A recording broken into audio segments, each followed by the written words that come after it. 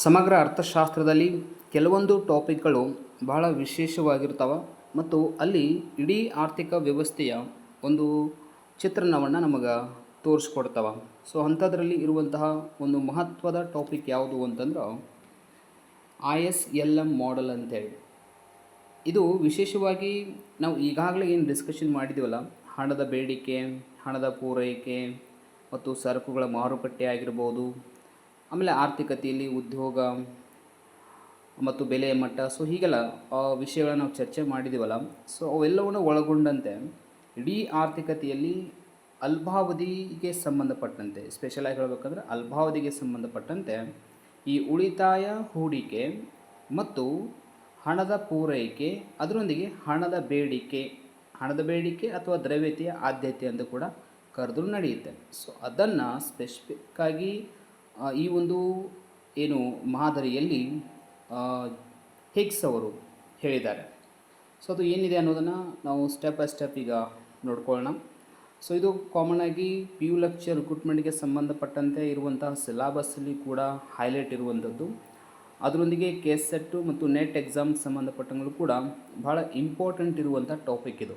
So almost ಇದು ಎಲ್ಲ ಕಡೆಯೂ ಕೂಡ ಇದರ ಒಂದು ಪರಿಣಾಮ ಅಥವಾ ಇದಕ್ಕೆ ಒಂದು ಸಂಬಂಧಪಟ್ಟಂಥ ಕ್ವಶನ್ಸ್ಗಳನ್ನ ಸಾಮಾನ್ಯವಾಗಿ ಕೇಳಿರ್ತಾರೆ. ಸೊ ಹಾಗಿಂದಮೇಲೆ ಹೀಗಂದ್ರೆ ಏನು ಅನ್ನೋದು ಭಾಳ ಜನ ಕನ್ಫ್ಯೂಷನ್ ಇರುತ್ತೆ, ಅಷ್ಟು ಕ್ಲಿಯಾರಿಟಿ ಸಿಕ್ಕಿರೋದಿಲ್ಲ. ಸೊ ಈ ಒಂದು ಕ್ಲಾಸಲ್ಲಿ ಅದರ ಬಗ್ಗೆ ಏನಿದೆ, ಸೊ ಅದರ ಒಂದು ವಿಷಯ ಯಾವ್ದ ಮೇಲೆ ಯಾವುದು ಹೇಗೆ ಪರಿಣಾಮ ಬೀರುತ್ತೆ, ಸೊ ಅದನ್ನು ಸ್ಟೆಪ್ ಬೈ ಸ್ಟೆಪ್ ನೋಡ್ಕೊತ ಹೋಗೋಣ.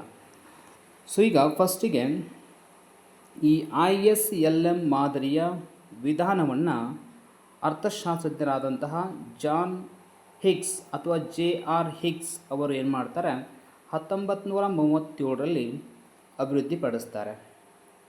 ಆದರೆ ಇದಕ್ಕಿಂತ ಪೂರ್ವದಲ್ಲಿ ಜಾನ್ ಮಿನಾರ್ಡ್ ಕೇನ್ಸ್ ಅವರು ಕೂಡ ಏನು ಮಾಡ್ತಾರೆ, the general theory of employment, interest and ಮನಿ ಎಂಬ ಒಂದು ಸಿದ್ಧಾಂತವನ್ನು ಬರೀತಾರೆ ಅಥವಾ ಗ್ರಂಥವನ್ನು ಬರೀತಾರೆ. ಆ ಗ್ರಂಥ 1936ರಲ್ಲಿ ರಚನೆ ಆಗುತ್ತೆ. ಇದರಲ್ಲಿ ಆಲ್ರೆಡಿ ಕೇನ್ಸ್ ಅವರು ಏನು ಮಾಡಿದ್ದಾರೆ, ಈ ISLM ಮಾಡೆಲ್ ಬಗ್ಗೆ ಹೇಳಿದ್ದಾರೆ.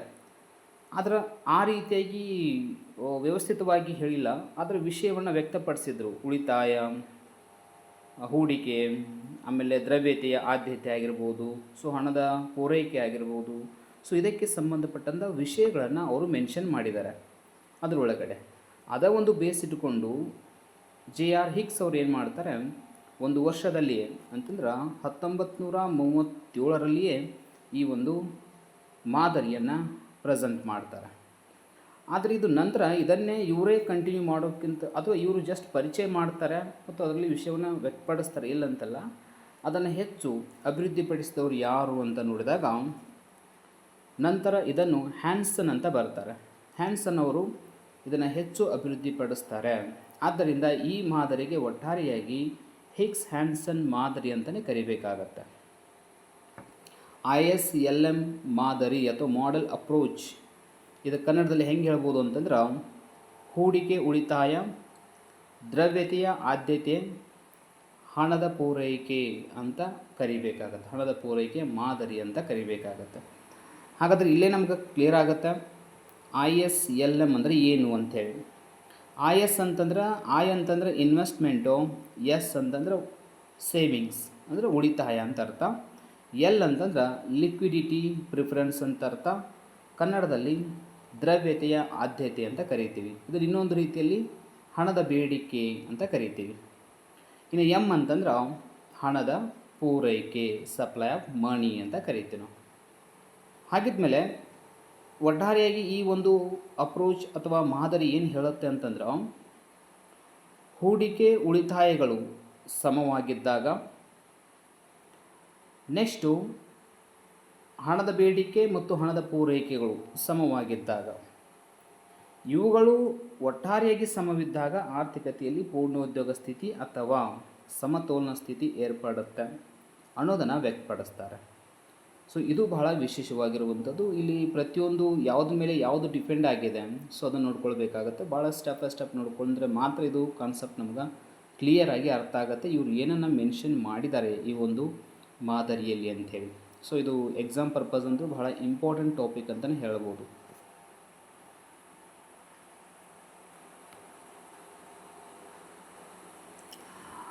ಹಾಗಾದರೆ ಮೊದಲಿಗೆ ಈ IS ಅಂದರೆ ಏನು, ಅದಕ್ಕೆ ಸಂಬಂಧಪಟ್ಟಂಥ ವಿಷಯಗಳನ್ನು ಮೊದಲು ನೋಡ್ಕೊಳ್ಳೋಣ.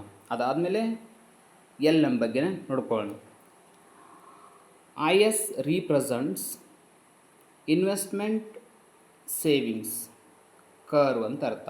ಅಂದ್ರೆ IS ರೇಖೆ ಅಂತೇಳಿ ನಾವು ಹಿಂದೆ ಕೆಲವೊಂದು ಕಾನ್ಸೆಪ್ಟ್ಗಳನ್ನ ಡಿಸ್ಕಷನ್ ಮಾಡೋ ಸಂದರ್ಭದಲ್ಲಿ ಇದನ್ನು ನಾವು ಬಳಸಿದ್ದೀವಿ. ಸೊ ಹಾಗಾಗಿನೇ ಇದು ಈಗಾಗಲೇ ನಮಗೆ ಗೊತ್ತಿರುವಂಥದ್ದು. IS ಅಂತಂದ್ರೆ ಕೆಲವೊಂದು ಕಾನ್ಸೆಪ್ಟ್ ಬಂದಿತ್ತು ನೋಡಿ, ಉಳಿತಾಯ ಮತ್ತು ಹೂಡಿಕೆಯ ದೃಷ್ಟಿಕೋನ ಅಥವಾ ಸಮತೋಲನ ಸಿದ್ಧಾಂತ ಅಂತೇಳಿ ಸಾಂಪ್ರದಾಯಿಕ ಪಂಥದ ಚಿಂತಕರು ಹೇಳಿದ್ರು ಇದ್ರ ಬಗ್ಗೆ. ಸೊ ಅದನ್ನು ಕೂಡ ನಾವಿಲ್ಲಿ ಜಸ್ಟ್ ನೆನಪು ಮಾಡಿಕೊಳ್ಬೇಕು, ಯಾಕಂದರೆ ಇದು ಏನೇನು ಹೇಳ್ಕೊಡುತ್ತೆ ನೆಕ್ಸ್ಟ್ ಗೊತ್ತಾಗುತ್ತೆ. ಇದು ಸರಕುಗಳ ಮಾರುಕಟ್ಟೆಯ ಸಮತೋಲನಕ್ಕೆ ಸಂಬಂಧಪಟ್ಟಿದೆ. ಇಲ್ಲಿ ಆರ್ಥಿಕತೆಯಲ್ಲಿ ಎರಡು ರೀತಿಯ ಮಾರುಕಟ್ಟೆಗಳನ್ನು ಪರಿಗಣಿಸ್ತಾರೆ. ಒಂದು ಸರಕುಗಳ ಮಾರುಕಟ್ಟೆ, ಇನ್ನೊಂದು ಹಣದ ಮಾರುಕಟ್ಟೆ ಅಂಥೇಳಿ. IS ಎನ್ನುವುದು ಸರಕುಗಳ ಮಾರುಕಟ್ಟೆಗೆ ಸಂಬಂಧಪಟ್ಟಿರುವಂಥದ್ದು, LM ಅನ್ನೋದು ಹಣದ ಮಾರುಕಟ್ಟೆಗೆ ಸಂಬಂಧಪಟ್ಟಿರುವಂಥದ್ದು. ಸೊ ಇದು ಈ ಡಿಫರೆನ್ಸ್ ನಮಗೆ ಮೊದಲು ಗೊತ್ತಿರಬೇಕು. ನೆಕ್ಸ್ಟ್ ಏನಾಗುತ್ತೆ ಅಂತಂದ್ರೆ, ಉಳಿತಾಯ ಮತ್ತು ಹೂಡಿಕೆಗಳೆರಡೂ ಸಮವಿದ್ದಾಗ ಸಮತೋಲನ ಸಂಭವಿಸುತ್ತದೆ ಅಂತ ಹೇಳುತ್ತೆ. ಇಲ್ಲಿ ಒಂದು ಗಮನಿಸಬೇಕು, ಆದಾಯ ಯಾವಾಗಲೂ ಏನಾಗಿರುತ್ತೆ, ಎರಡು ಭಾಗ ಆಗುತ್ತೆ. ಒಂದು ಅನುಭೋಗಕ್ಕಾಗಿ, ಇನ್ನೊಂದು ಉಳಿತಾಯಕ್ಕಾಗಿ ಆಗುತ್ತೆ. ಇನ್ನು ವೆಚ್ಚ ಎಕ್ಸ್ಪೆಂಡಿಚರ್ ಕೂಡ ಏನಾಗುತ್ತೆ, ಎರಡು ರೀತಿ ಆಗುತ್ತೆ. ಒಂದು ಅನುಭೋಗದ ವೆಚ್ಚ, ಇನ್ನೊಂದು ಹೂಡಿಕೆಯ ವೆಚ್ಚ ಅಂಥೇಳಿ. ಸೊ ಇವಾಗ ನಾವು ಈ ಎರಡೂ ವೆಚ್ಚಗಳನ್ನು ಬಿಟ್ಟರೆ ಇನ್ನು ಉಳಿಯುವಂಥದ್ದೇ ಉಳಿತಾಯ ಮತ್ತು ಹೂಡಿಕೆ. ಇವೆರಡೂ ಕೂಡ ಸಮ ಆಗಿರ್ತಾವೆ ಅನ್ನೋದೇ ಈ ಒಂದು IS ಹೇಳಿಕೊಡುತ್ತೆ ಅಂತ ಅರ್ಥ. ಸೊ ಇದು ಇನ್ನೂ ಕೂಡ ಅದ್ರ ಬಗ್ಗೆ ಇಷ್ಟ ಇಲ್ಲ, ಇದು ಇನ್ನೂ ಕೂಡ ವಿಷಯ ಇದೆ. ಬಟ್ ನಮಗಿದು ಜಸ್ಟ್ ನಾವು ಹಿಂದುಗಡೆ ಇದನ್ನು ಡಿಸ್ಕಷನ್ ಮಾಡಿದ್ವಿ. ಇದನ್ನು C+I C+S ಸೊ ಇದ್ರ ಬಗ್ಗೆ ನೋಡ್ಕೊಂಡಿವಿ, ಅದನ್ನು ಜಸ್ಟ್ ನೋಡ್ಕೊಳತ್ತೀವಿ ಅಷ್ಟೇ. ಈಗ ನೆಕ್ಸ್ಟು ಇಲ್ಲಿ ಮೇನ್ ಇಂಪಾರ್ಟೆಂಟ್ ಪರಿಗಣಿಸಿದ್ದೇನು ಅಂದರೆ ಬಡ್ಡಿ ದರ. ಸೊ ಬಡ್ಡಿ ದರ ಅನ್ನೋದು ಬಹಳ ಆರ್ಥಿಕತೆಯಲ್ಲಿ ಬಹಳ ಇಂಪಾರ್ಟೆಂಟ್ ಅಂತಲೇ ಹೇಳ್ತೀವಿ ನಾವು. ಬಡ್ಡಿ ದರದಿಂದ ಆರ್ಥಿಕತೆಯ ಮೇಲೆ ಎಫೆಕ್ಟ್ ಪರಿಣಾಮ ಆಗುತ್ತೆ, ಮತ್ತು ಆರ್ಥಿಕತೆಯ ಕೆಲವೊಂದು ಚಲ ಪರಿಣಾಮಗಳಿಂದಲೂ ಕೂಡ ಬಡ್ಡಿ ದರದ ಮೇಲೆ ಎಫೆಕ್ಟ್ ಆಗುತ್ತೆ. ಅದನ್ನು ಕೂಡ ಇಲ್ಲಿ ಈ IS LM ಮಾಡೆಲಲ್ಲಿ ಡಿಸ್ಕಷನ್ ಮಾಡಲಾಗಿದೆ. ಸೊ ಅದನ್ನು ಕೂಡ ಪರಿಗಣಿಸಬೇಕು. ಬಡ್ಡಿ ದರ ಕಡಿಮೆಯಾದಾಗ ಹೂಡಿಕೆ ಹೆಚ್ಚಳವಾಗುವ ಮೂಲಕ ಆದಾಯ ಹೆಚ್ಚಳವಾಗುತ್ತದೆ ಎಂಬುದನ್ನು IS ರೇಖೆ ಸೂಚಿಸುತ್ತದೆ. ಸಿಂಪಲಾಗಿ ಹೇಳಬೇಕಂತಂದರೆ ಇಲ್ಲಿ ಸ್ವಲ್ಪ ರಿಲೇಷನ್ಶಿಪ್ಪನ್ನು ಅರ್ಥ ಮಾಡ್ಕೋಬೇಕು. ಯಾವಾಗಲೂ ಬಡ್ಡಿ ದರ ಕಡಿಮೆ ಆತಂದ್ರೆ, ನಾವು ಇದನ್ನು ಭಾಳ ಸಲ ರಿಪೀಟ್ ಮಾಡಿದ್ದೀವಿ ಹಿಂದಿನ ಕ್ಲಾಸ್ಗಳಲ್ಲಿ, ಹೂಡಿಕೆ ಹೆಚ್ಚಾಗತ್ತೆ. ಹೂಡಿಕೆ ಹೆಚ್ಚಳವಾಗೋದ್ರಿಂದ ಉತ್ಪಾದನಾ ಚಟುವಟಿಕೆಗಳು ಹೆಚ್ಚಾಗ್ತವೆ, ಇದರಿಂದ ಉದ್ಯೋಗ ಅವಕಾಶಗಳು ಹೆಚ್ಚಾಗ್ತವೆ, ಇದರಿಂದ ಜನರಿಗೆ ಆದಾಯ ಸಿಗುತ್ತೆ. ಹೀಗಾಗಿ ಆದಾಯದ ಪ್ರಮಾಣ ಹೆಚ್ಚಾಗುತ್ತೆ. ಇದು ಒಟ್ಟು ರಾಷ್ಟ್ರೀಯ ಆದಾಯವನ್ನು ಕೂಡ ಹೇಳಿಕೊಡುತ್ತೆ. ಅಂದರೆ ನಾವೀಗ ಸಮಗ್ರ ಆರ್ಥಿಕ ವ್ಯವಸ್ಥೆಗೆ ಸಂಬಂಧಪಟ್ಟಂಗೆ ಡಿಸ್ಕಷನ್ ಮಾಡೋದ್ರಿಂದ ಕೇವಲ ಒಬ್ಬ ಅನುಭೋಗಿಯ ಆದಾಯ ಅಥವಾ ಒಬ್ಬ ವ್ಯಕ್ತಿಯ ಆದಾಯ ಅಂತ ಮಾತ್ರ ಡಿಸ್ಕಷನ್ ಮಾಡೋದಲ್ಲ, ಇಡೀ ದೇಶದ ಆದಾಯ ಅಂದರೆ ರಾಷ್ಟ್ರೀಯ ಆದಾಯ ಅಂತಲೇ ಅರ್ಥ. ಅದರೊಂದಿಗೆ ಇರುವಂಥ ಸಂಬಂಧವನ್ನು ಈ IS ರೇಖೆ ಹೇಳಿಕೊಡುತ್ತೆ ಅಂತ ಅರ್ಥ. ಈ ರೀತಿಯಾಗಿ ಇದು ಬಡ್ಡಿ ದರ ಮತ್ತು ರಾಷ್ಟ್ರೀಯ ಆದಾಯದ ನಡುವಿನ ಸಂಬಂಧವನ್ನು ಸೂಚಿಸುತ್ತದೆ. ಅಂದ್ರೆ ಈಗ ಬಡ್ಡಿ ದರ ಮತ್ತು ಹೂಡಿಕೆ ನಿಜವಾಗ್ಲೂ ಇದರ ನಡುವಿರುವಂಥ ಸಂಬಂಧ ಇದು. ಬಟ್ ಹೂಡಿಕೆ ಹೆಚ್ಚಳ ಆಗೋದ್ರಿಂದ ರಾಷ್ಟ್ರೀಯ ಆದಾಯ ಹೆಚ್ಚಳ ಆಗುತ್ತೆ. ಹಾಗಂದಮೇಲೆ ಹೂಡಿಕೆ ಮತ್ತು ರಾಷ್ಟ್ರೀಯ ಆದಾಯ ನೇರ ಸಂಬಂಧವನ್ನು ಹೊಂದಿದವ, ಆದರೆ ಬಡ್ಡಿ ದರ ಮತ್ತು ರಾಷ್ಟ್ರೀಯ ಆದಾಯ ವಿರುದ್ಧ ಸಂಬಂಧವನ್ನು ಹೊಂದಿದವ. ಆದ್ದರಿಂದ IS ರೇಖೆ ಯಾವಾಗಲೂ ಎಡದಿಂದ ಬಲಕ್ಕೆ ಇಳಿಮುಖವಾಗಿರುತ್ತದೆ. ಅದು ಹೇಗಿದೆ ಅನ್ನೋದನ್ನು ನೆಕ್ಸ್ಟ್ ನಾವು ಡಯಾಗ್ರಾಮೆಟಿಕಲಾಗಿ ಡಿಸ್ಕಷನ್ ಮಾಡೋಣ. ನೆಕ್ಸ್ಟ್ ಇದನ್ನು ಉಲ್ಟಾ ಹೇಳಿದರೆ, ಬಡ್ಡಿ ದರ ಹೆಚ್ಚಳವಾದಂತೆ ಆದಾಯ ಕಡಿಮೆಯಾಗುತ್ತದೆ. ಇದರ ಅರ್ಥ ಬಡ್ಡಿ ದರ ಹೆಚ್ಚಾತಂದ್ರೆ ಹೂಡಿಕೆ ಕಡಿಮೆ ಆಗುತ್ತೆ, ಉದ್ಯೋಗ ಅವಕಾಶಗಳು ಕಡಿಮೆ ಆಗ್ತವ, ಉತ್ಪಾದನೆ ಕಡಿಮೆ ಆಗುತ್ತೆ, ಜನರ ಆದಾಯ ಕಡಿಮೆ ಆಗುತ್ತೆ, ಇದರಿಂದ ರಾಷ್ಟ್ರೀಯ ಆದಾಯ ಕೂಡ ಕಡಿಮೆ ಆಗುತ್ತೆ ಅನ್ನೋದನ್ನು ಹೇಳ್ಬೋದು. ಸೊ ಈ ರೀತಿಯಾದ ರಿಲೇಷನ್ಶಿಪ್ಪನ್ನು ನಾವು ಅರ್ಥ ಮಾಡ್ಕೊಳ್ಬೋದು ಇಲ್ಲಿ. ಇದರೊಂದಿಗೆ ಬಡ್ಡಿ ದರ ಕಡಿಮೆಯಾದಂತೆ ಆದಾಯ ಹೆಚ್ಚಳವಾಗುತ್ತದೆ. ಎಸ್, ಇದೇ ರಿಲೇಷನ್ಶಿಪ್ಪನ್ನು ಅದು ಹೇಳಿಕೊಡುತ್ತೆ. ಆದ್ದರಿಂದ ಐ ಎಸ್ ರೇಖೆ ಅಥವಾ ಇನ್ವೆಸ್ಟ್ಮೆಂಟ್ ಸೇವಿಂಗ್ ಕರ್ವ್ ಅಂತ ಕೂಡ ಕರೆದು ನಡೆಯುತ್ತೆ. ಎಡದಿಂದ ಬಲಕ್ಕೆ ಇಳಿಮುಖವಾಗಿರುತ್ತದೆ. ನಾಗಲೇ ಹೇಳಿದ್ನಲ್ಲ, ಎಡದಿಂದ ಬಲಕ್ಕೆ ಇಳಿಮುಖವಾಗಿರುತ್ತದೆ. ಇಲ್ಲಿ ಒಂದು ಮೇನ್ ಇಂಪಾರ್ಟೆಂಟ್ ಯಾವುದು ಅಂದ್ರೆ ಖಜಾನೆ ನೀತಿ ಅಥವಾ ಫಿಸ್ಕಲ್ ಪಾಲಿಸಿಯನ್ನು ಹೊಂದಿದೆ, ಅಥವಾ ಅದನ್ನು ಇಲ್ಲಿ ಏನು ಮಾಡಲಾಗತ್ತೆ, ಅನ್ವಯ ಮಾಡಲಾಗತ್ತೆ. ಇಲ್ಲಿ ಯಾಕೆ ಇದು ಇಂಪಾರ್ಟೆಂಟ್ ಆಯಿತು ಅಂತಂದ್ರೆ, ಫಿಸ್ಕಲ್ ಪಾಲಿಸಿ ಯಾಕೆ ಮ್ಯಾಟ್ರ್ ಆಗತ್ತೆ ಅಂತಂದ್ರೆ, ಇದು ಕೇವಲ ಐ ಎಸ್ ಕರ್ವ್ ಆಗಿರ್ಬೋದು, ಎಲ್ ಎಮ್ ಕರ್ವ್ ಆಗ್ಬೋದು. ಇಲ್ಲಿ ಎರಡು ಕಾನ್ಸೆಪ್ಟನ್ನು ಕನ್ಸಿಡರ್ ಮಾಡ್ತಾರೆ. ಒಂದು ಫಿಸ್ಕಲ್ ಪಾಲಿಸಿ, ಇನ್ನೊಂದು ಮಾನಿಟರಿ ಪಾಲಿಸಿ ಅಂತ ಬರುತ್ತೆ. ಈ ಫಿಸ್ಕಲ್ ಪಾಲಿಸಿ ಅನ್ನೋದು ಐ ಎಸ್ ಕರ್ವ್ಗೆ ರೀಪ್ರೆಸೆಂಟೆಡ್, ಯಾಕಂದರೆ ಇದು ಸರಕುಗಳ ಮಾರುಕಟ್ಟೆ, ಈ ಸರಕುಗಳ ಮಾರುಕಟ್ಟೆ ಮೇಲೆ ಎಫೆಕ್ಟ್ ಆಗುತ್ತೆ. ಯಾವುದು? ಫಿಸ್ಕಲ್ ಪಾಲಿಸಿ ಅಥವಾ ಖಜಾನೆ ನೀತಿ ಅಂತೇಳಿ. ಇದನ್ನು ಸಪ್ರೇಟಾಗಿ ಹೇಳ್ತೀನಿ ನಾನು. ಇದನ್ನು ಅರ್ಥ ಮಾಡ್ಕೊಂಡು ನಂತರವೇ ನೆಕ್ಸ್ಟ್ ಕಾನ್ಸೆಪ್ಟನ್ನು ನಾವು I S L M model ಬಗ್ಗೆ ತಿಳ್ಕೊಳ್ಳೋಣ. ಇಲ್ಲಿ ಏನೇನಿರುತ್ತೆ, ಫಿಸ್ಕಲ್ ಪಾಲಿಸಿ ಅಂದರೆ ಏನು, ಸೊ ಅದನ್ನೆಲ್ಲ ನೆಕ್ಸ್ಟ್ ನೋಡೋಣ. ಅದಕ್ಕಿಂತ ಪೂರ್ವದಲ್ಲಿ ಐ ಎಸ್ ಅಂದರೆ ಏನು, ಅದು ಏನನ್ನು ಒಳಗೊಂಡಿರುತ್ತೆ ಅನ್ನೋದನ್ನು ಇಷ್ಟು ಮಾಹಿತಿ ನಮಗೆ ಬೇಸಿಕ್ಕಾಗಿ ಗೊತ್ತಿರಬೇಕು. ಅಂದಾಗ ಮಾತ್ರ ನೆಕ್ಸ್ಟ್ ಕಾನ್ಸೆಪ್ಟ್ ಈಸಿಯಾಗಿ ಗೊತ್ತಾಗುತ್ತೆ.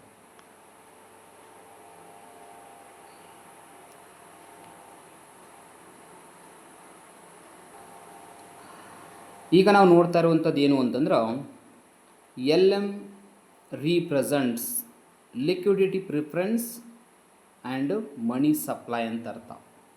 ಈ ಲಿಕ್ವಿಡಿಟಿ ಪ್ರಿಫರೆನ್ಸ್ ಅಂದರೆ ಮತ್ತೇನೂ ಅಲ್ಲ, ಡಿಮ್ಯಾಂಡ್ ಫಾರ್ ಮನಿ ಅಥವಾ ಬೇಡಿಕೆ, ಹಣದ ಬೇಡಿಕೆ ಅಂತಲೂ ಕೂಡ ನಡೆಯುತ್ತೆ. ಇದನ್ನು ಇಂಗ್ಲೀಷ್ ಒಳಗೆ ಈ ರೀತಿಯಾಗಿ ಕರಿತೀವಿ, ಆರ್ಥಿಕತೆಯಲ್ಲಿ. ಇದು ಆರ್ಥಿಕತೆಯಲ್ಲಿನ ಹಣದ ಬೇಡಿಕೆ ಅಥವಾ ದ್ರವ್ಯತೆ ಮತ್ತು ಹಣದ ಪೂರೈಕೆ ಸಮತೋಲನದ ಸ್ಥಿತಿಯನ್ನು ಸೂಚಿಸುತ್ತದೆ. ಹಾಗಾದರೆ ಆರ್ಥಿಕತೆಯಲ್ಲಿ ಯಾವಾಗ ಹಣದ ಬೇಡಿಕೆ ಮತ್ತು ಹಣದ ಪೂರೈಕೆಗಳು ಎರಡೂ ಸಮ ಆಗಿರುತ್ತವಲ್ಲ, ಆ ಸಮಸ್ಥಿತಿಯನ್ನು ವಿವಿಧ ಮಟ್ಟದಲ್ಲಿ ಮತ್ತು ವಿವಿಧ ಹಂತದಲ್ಲಿ ತೋರಿಸಿಕೊಡುವಂಥ ರೇಖೆನೇ ಎಲ್ ಎಮ್ ರೇಖೆ ಅಂತ ಅರ್ಥ. ಇದರೊಂದಿಗೆ ಇಲ್ಲಿ ಹಣದ ನಿಯಂತ್ರಣವನ್ನು ಕೇಂದ್ರ ಬ್ಯಾಂಕು ನಿರ್ವಹಿಸುತ್ತದೆ. ಎಸ್, ಇದನ್ನು ಬಹಳ ಕನ್ಸಿಡರ್ ಮಾಡಬೇಕು ನಾವು. ಆರ್ಥಿಕತೆಯಲ್ಲಿ ಹಣದ ನಿರ್ವಹಣೆಯನ್ನು ಮಾಡುವಂಥದ್ದು ಕೇಂದ್ರೀಯ ಬ್ಯಾಂಕ್, ಅಂದರೆ ನಮ್ಮ ಒಂದು ದೇಶದಲ್ಲಿ ನಾವೀಗ ಆರ್ ಬಿ ಐ ಅಂತ ಕರಿತೀವಿ. ಆರ್ ಬಿ ಐ ಆರ್ಥಿಕತೆಯಲ್ಲಿ ಹಣದ ಪೂರೈಕೆಯನ್ನು ನಿಯಂತ್ರಿಸುತ್ತದೆ. ಅದನ್ನು ಹೆಂಗೆ ನಿಯಂತ್ರಣ ಮಾಡುತ್ತೆ ಅನ್ನೋದು ಕೂಡ ನಾನು ಲಾಸ್ಟ್ ಕ್ಲಾಸಸ್ಗಳಲ್ಲಿ ಹೇಳಿದ್ದೇನೆ. ಅಲ್ಲಿ ಬ್ಯಾಂಕ್ ದರ ನೀತಿ ಆಗಿರ್ಬೋದು, ಮೀಸಲುಗಳ ನೀತಿ ಆಗಿರ್ಬೋದು, ಮುಕ್ತ ಮಾರುಕಟ್ಟೆ ಕಾರ್ಯಾಚರಣೆ ಆಗಿರ್ಬೋದು, CRR, SLR, ಬ್ಯಾಂಕ್ ದರ, repo rate, reverse repo rate, so ಅವೆಲ್ಲದರ ಬಗ್ಗೆ ಕೂಡ ನಾನು ಡಿಸ್ಕಷನ್ ಮಾಡಿದ್ದೇನೆ. ಸೊ ಅವೆಲ್ಲವೂ ಕೂಡ ಆರ್ ಬಿ ಐ ಹಣವನ್ನು ನಿಯಂತ್ರಣ ಮಾಡಲಿಕ್ಕೆ ಬಳಸುವಂತಹ ತಂತ್ರಗಳು ಅಂತಲೇ ಹೇಳಬೇಕಾಗತ್ತೆ. ಅಂದರೆ ಈಗ ಸದ್ಯಕ್ಕೆ ನಾವು ಇದನ್ನು ಕಾನ್ಸೆಪ್ಟ್ ಅರ್ಥ ಮಾಡ್ಕೋಬೇಕಾದ್ರೆ ಮಾನಿಟರಿ ಪಾಲಿಸಿಯನ್ನು ನಾವು ಕನ್ಸಿಡರ್ ಮಾಡಬೇಕಾಗತ್ತೆ. ಮಾನಿಟರಿ ಪಾಲಿಸಿಯನ್ನು ಕನ್ಸಿಡರ್ ಮಾಡಬೇಕಂತಂದ್ರೆ ನಾ ಈಗೇನು ಹೇಳಿದ್ನಲ್ಲ ಅವೆಲ್ಲವೂ ಕೂಡ ಮ್ಯಾಟರ್ ಆಗ್ತವಂತ ಅರ್ಥ. ಹಣದ ಬೇಡಿಕೆಯು ಎಲ್, ಈಗ ಹಣದ ಬೇಡಿಕೆ ಅಂದರೆ ನಾವೀಗ ಎಲ್ ಅಂತ ಕನ್ಸಿಡರ್ ಮಾಡ್ತಾ ಇದ್ದೀವಿ. ಯಾಕಂದರೆ ಎಮ್ ಅಂದರೆ ಹಣದ ಪೂರೈಕೆ, ಎಲ್ ಅಂದ್ರೆ ಹಣದ ಬೇಡಿಕೆ ಅಂತ ಅಂದ್ಕೊಳ್ಬೇಕು. ಹಣದ ಬೇಡಿಕೆಯಲ್ಲಿ ಎರಡು ರೀತಿ ಬೇಡಿಕೆಗಳು, ಎರಡು ಕಾರಣಗಳಿಂದ ಬೇಡಿಕೆ ಉದ್ಭವ ಆಗುತ್ತೆ ಅನ್ನೋದನ್ನು JM ಕೇನ್ಸ್ ಅವರು ಈಗಾಗಲೇ ನಮಗೆ ಹೇಳಿದ್ದಾರೆ. ಏನಂತ ಅಂತಂದರೆ, ಒಂದು ವ್ಯವಹಾರದ ಉದ್ದೇಶಕ್ಕಾಗಿ ಇದಕ್ಕೆ LT ಅಂತ ಕರಿತೀವಿ, ಅಂದರೆ ಟ್ರಾನ್ಸಾಕ್ಷನ್ ಅಂತ ಹೇಳ್ಬೋದು, ವಹಿವಾಟು ಅಂದರೂ ಕೂಡ ನಡೆಯುತ್ತೆ. ಇನ್ನೊಂದು ಸಟ್ಟ ವ್ಯಾಪಾರದ ಉದ್ದೇಶಕ್ಕಾಗಿ LS ಅಂತ ಕರಿತೀವಿ. LS ಅಂದರೆ ಮತ್ತೇನೂ ಅಲ್ಲ, ಎಲ್ ಅಂದರೆ ಹಣದ ಬೇಡಿಕೆ, ಬಟ್ ಯಾವ ಕಾರಣದಿಂದ ಎಸ್ ಅಂದರೆ ಇದನ್ನು ಸ್ಪೆಕ್ಯುಲೇಟಿವ್ ಅಂತ ಕರೀತಾರೆ ಇಂಗ್ಲೀಷ್ ಒಳಗೆ, ಸ್ಪೆಕ್ಯುಲೇಟಿವ್ ಅಂಥೇಳಿ. ಕನ್ನಡದಲ್ಲಿ ಸಟ್ಟ ವ್ಯಾಪಾರ ನೀತಿ ಅಂತ ಕರೀತಾರೆ. ಇವುಗಳ ಕಾರಣದಿಂದ ಹಣಕ್ಕೆ ಬೇಡಿಕೆ ಉದ್ಭವಿಸುತ್ತೆ ಅನ್ನೋದನ್ನು ಹೇಳಿದ್ದಾರೆ. ಸೊ ಹಾಗಾದಮೇಲೆ ಇಲ್ಲಿ LS ಮತ್ತು LT ಒಟ್ಟಾರೆ ಮೊತ್ತವೇ L ಆಗಿರುತ್ತೆ ಅನ್ನೋದು ಕನ್ಫರ್ಮ್ ಆಯ್ತು. ಈಗ ಅಂದರೆ ಇದು ಜಸ್ಟ್ ಈಗ ಹಣದ ಬೇಡಿಕೆಗೆ ಸಂಬಂಧಪಟ್ಟಂಗೆ ಇಷ್ಟು ವಿಷಯ ನಮಗೆ ಕ್ಲಿಯರ್ ಇದೆ. ಇನ್ನು ಆದಾಯ ಹೆಚ್ಚಳವಾದಂತೆ ಬೇಡಿಕೆ ಹೆಚ್ಚಳವಾಗುತ್ತದೆ ಸಾಮಾನ್ಯ. ಯಾಕಂದ್ರೆ ಜನರ ಹತ್ರ ಆದಾಯ ಹೆಚ್ಚಾತಂದ್ರೆ, ಈಗ ಫಾರ್ ಎಕ್ಸಾಂಪಲ್ ಇದನ್ನು ಹೆಂಗೆ ನೀವು ಕನ್ಸಿಡರ್ ಮಾಡ್ಬೋದು ಅಂದರೆ, ಈಗಾಗಲೇ IS ರೇಖೆ ಅದೇನು ಹೇಳಿಕೊಡುತ್ತೆ, ಅಥವಾ IS ಒಂದು ಪ್ರಮಾಣ ಅದು ಹೆಂಗೆ ಹೇಳಿಕೊಡುತ್ತೆ ಅಂತಂದ್ರೆ, ಆರ್ಥಿಕತೆಯಲ್ಲಿ ಹೂಡಿಕೆ ಹೆಚ್ಚಳವಾಯಿತು. ಉದಾಹರಣೆಗೆ ಬಡ್ಡಿದರ ಕಡಿಮೆ ಇದ್ದಾಗ ಹೂಡಿಕೆ ಹೆಚ್ಚಳವಾಗಿ ಜನರ ಆದಾಯ ಹೆಚ್ಚಳ ಆಯಿತು ಅಂತ ತಿಳ್ಕೊಳ್ಳೋಣ. ಜನರ ಆದಾಯ ಹೆಚ್ಚಳ ಆತಂದ್ರೆ ಆಟೋಮೆಟಿಕ್ ಅವ್ರು ಏನು ಮಾಡ್ತಾರೆ, ಹೆಚ್ಚು ಹೆಚ್ಚು ಸರಕುಗಳನ್ನ ಖರೀದಿ ಮಾಡಲಿಕ್ಕೆ ಸ್ಟಾರ್ಟ್ ಮಾಡ್ತಾರೆ. ಇದರಿಂದ ಬೇಡಿಕೆ ಹೆಚ್ಚಾಗುತ್ತೆ. ಸರಕುಗಳಿಗೆ ಬೇಡಿಕೆ ಯಾವಾಗ ಹೆಚ್ಚಾಗುತ್ತೆ, ಆವಾಗ ಬಡ್ಡಿ ದರ ಹೆಚ್ಚಾಗುತ್ತೆ ಆರ್ಥಿಕತೆ ಒಳಗೆ. ಯಾಕೆ ಬಡ್ಡಿ ದರ ಹೆಚ್ಚಾಗುತ್ತೆ ಅಂತಂದ್ರೆ, ಹಣದ ಪೂರೈಕೆ ಹೆಚ್ಚಳವಾದ್ದರಿಂದ ಜಾಸ್ತಿ ಜನ ಹಣವನ್ನು ಏನು ಮಾಡಿರ್ತಾರೆ, ತಗೊಂಡಿರ್ತಾರೆ. ಈ ಟೈಮ್ದಲ್ಲಿ ಏನಾಗುತ್ತೆ, ಸರಕುಗಳ ಬೆಲೆ ಹೆಚ್ಚಳವಾಗಿ ಹಣದುಬ್ಬರ ಸಂಭವಿಸುತ್ತೆ. ಹಣದುಬ್ಬರ ಸಂಭವಿಸೋದ್ರಿಂದ ಜಾಸ್ತಿ ಜನಕ್ಕೆ ಹಣದ ಅವಶ್ಯಕತೆ ಬೀಳುತ್ತೆ. ಆವಾಗ ಇದರಿಂದ ಜಾಸ್ತಿ ಸಾಲವನ್ನು ಪಡೀಲಿಕ್ಕೆ ಹೋಗ್ತಾರೆ. ಆವಾಗ ಬ್ಯಾಂಕ್ಗಳು ಏನು ಮಾಡ್ತಾವೆ, ಬಡ್ಡಿ ದರವನ್ನು ಹೆಚ್ಚು ಮಾಡ್ತಾವೆ, ಅಥವಾ RBI ಕೂಡ ಹೆಚ್ಚು ಮಾಡಬಹುದು. ಅಥವಾ ಆರ್ಥಿಕತೆಯಲ್ಲಿ ಹಣದ ಪೂರೈಕೆ ಹೆಚ್ಚಳ ಆತಂದ್ರೆ ಆಟೋಮೆಟಿಕ್ ಏನು ಮಾಡುತ್ತೆ, RBI ಬಡ್ಡಿ ದರವನ್ನು ಹೆಚ್ಚು ಮಾಡುತ್ತೆ. ಸೊ ಈ ರೀಸನ್, ಈ ಕಾರಣದಿಂದ LM ರೇಖೆ ಅಥವಾ ಈ ಒಂದು ಏನು ಸಂಬಂಧವನ್ನು LM ರೇಖೆ ಸೂಚಿಸುತ್ತೆ ಅಂತ ಅರ್ಥ ಆರ್ಥಿಕತೆಯಲ್ಲಿ. ಈ ಕಾರಣದಿಂದ LM ರೇಖೆ ಎಡದಿಂದ ಬಲಕ್ಕೆ ಮೇಲ್ಮುಖವಾಗಿರುತ್ತದೆ. ಇದು ಹಿಂಗಿರುತ್ತೆ, LM ರೇಖೆ ಮೇಲ್ಮುಖವಾಗಿರುತ್ತದೆ. ಹಾಗಾದರೆ ಈ ರೇಖೆ ಹೇಳಿಕೊಡುವಂಥದ್ದು ಹಣದ ಮಾರುಕಟ್ಟೆ ಸಂಬಂಧಪಟ್ಟಂಗೆ ಡಿಸ್ಕಷನ್ ಮಾಡ್ತೀವಿ ನಾವು. ಆದರೆ IS ರೇಖೆ ಸರಕುಗಳ ಮಾರುಕಟ್ಟೆಗೆ ಸಂಬಂಧಪಟ್ಟಂತೆ ನಾವು ಡಿಸ್ಕಷನ್ ಮಾಡ್ತೀವಿ. ಸೊ ಇಲ್ಲಿ ರಿಲೇಷನ್ಶಿಪ್ ಸಂಬಂಧಪಟ್ಟಂಗೆ ಕ್ವಶನ್ಸ್ನ ಕೇಳ್ತಾ ಇರ್ತಾರೆ. ಇನ್ನು ಇಲ್ಲಿ ಕನ್ಸಿಡರ್ ಮಾಡೋದು ಯಾವುದು ಅಂದ್ರೆ ಮಾನಿಟರಿ ಪಾಲಿಸಿ ಅಂತೇಳಿ. ಮಾನಿಟರಿ ಪಾಲಿಸಿ ನೆನ್ಪಿಟ್ಕೊಳ್ಳಿ, ಇದು ಕೋಶೀಯ ನೀತಿ ಅಂತ ಬರುತ್ತೆ. ಸೊ ಕೋಶೀಯ ನೀತಿ ಅಂದರೆ ಏನು, ಸೊ ಅದು ನೆಕ್ಸ್ಟ್ ನೋಡೋಣ. ಮಾನಿಟರಿ ಪಾಲಿಸಿಯನ್ನು ನೆನ್ಪಿಟ್ಕೊಳ್ಬೇಕು, ಯಾಕಂದರೆ ಸರ್ಕಾರದ ಹಣದ ನಿಯಂತ್ರಣ ಮಾಡಲಿಕ್ಕೆ ಬಳಸುವಂಥ ಒಂದು ತಂತ್ರ, ಹಣದ ವ್ಯವಹಾರಗಳನ್ನು ನಿರ್ವಹಣೆ ಮಾಡಲಿಕ್ಕೆ ಇರುವಂಥ ಒಂದು ತಂತ್ರ. ಸೊ ಅದನ್ನು ನಾವು ಕನ್ಸಿಡರ್ ಮಾಡಬೇಕು. ಅದು ಹಾಗಂದ್ರೆ ಏನು ಅನ್ನೋದನ್ನ ನಾವು ಅರ್ಥ ಮಾಡಿಕೊಂಡೇ ನೆಕ್ಸ್ಟ್ ಏನು ಮಾಡಬೇಕಾಗತ್ತೆ, ಕಾನ್ಸೆಪ್ಟನ್ನು ಮುಂದುವರ್ಸೋಣ.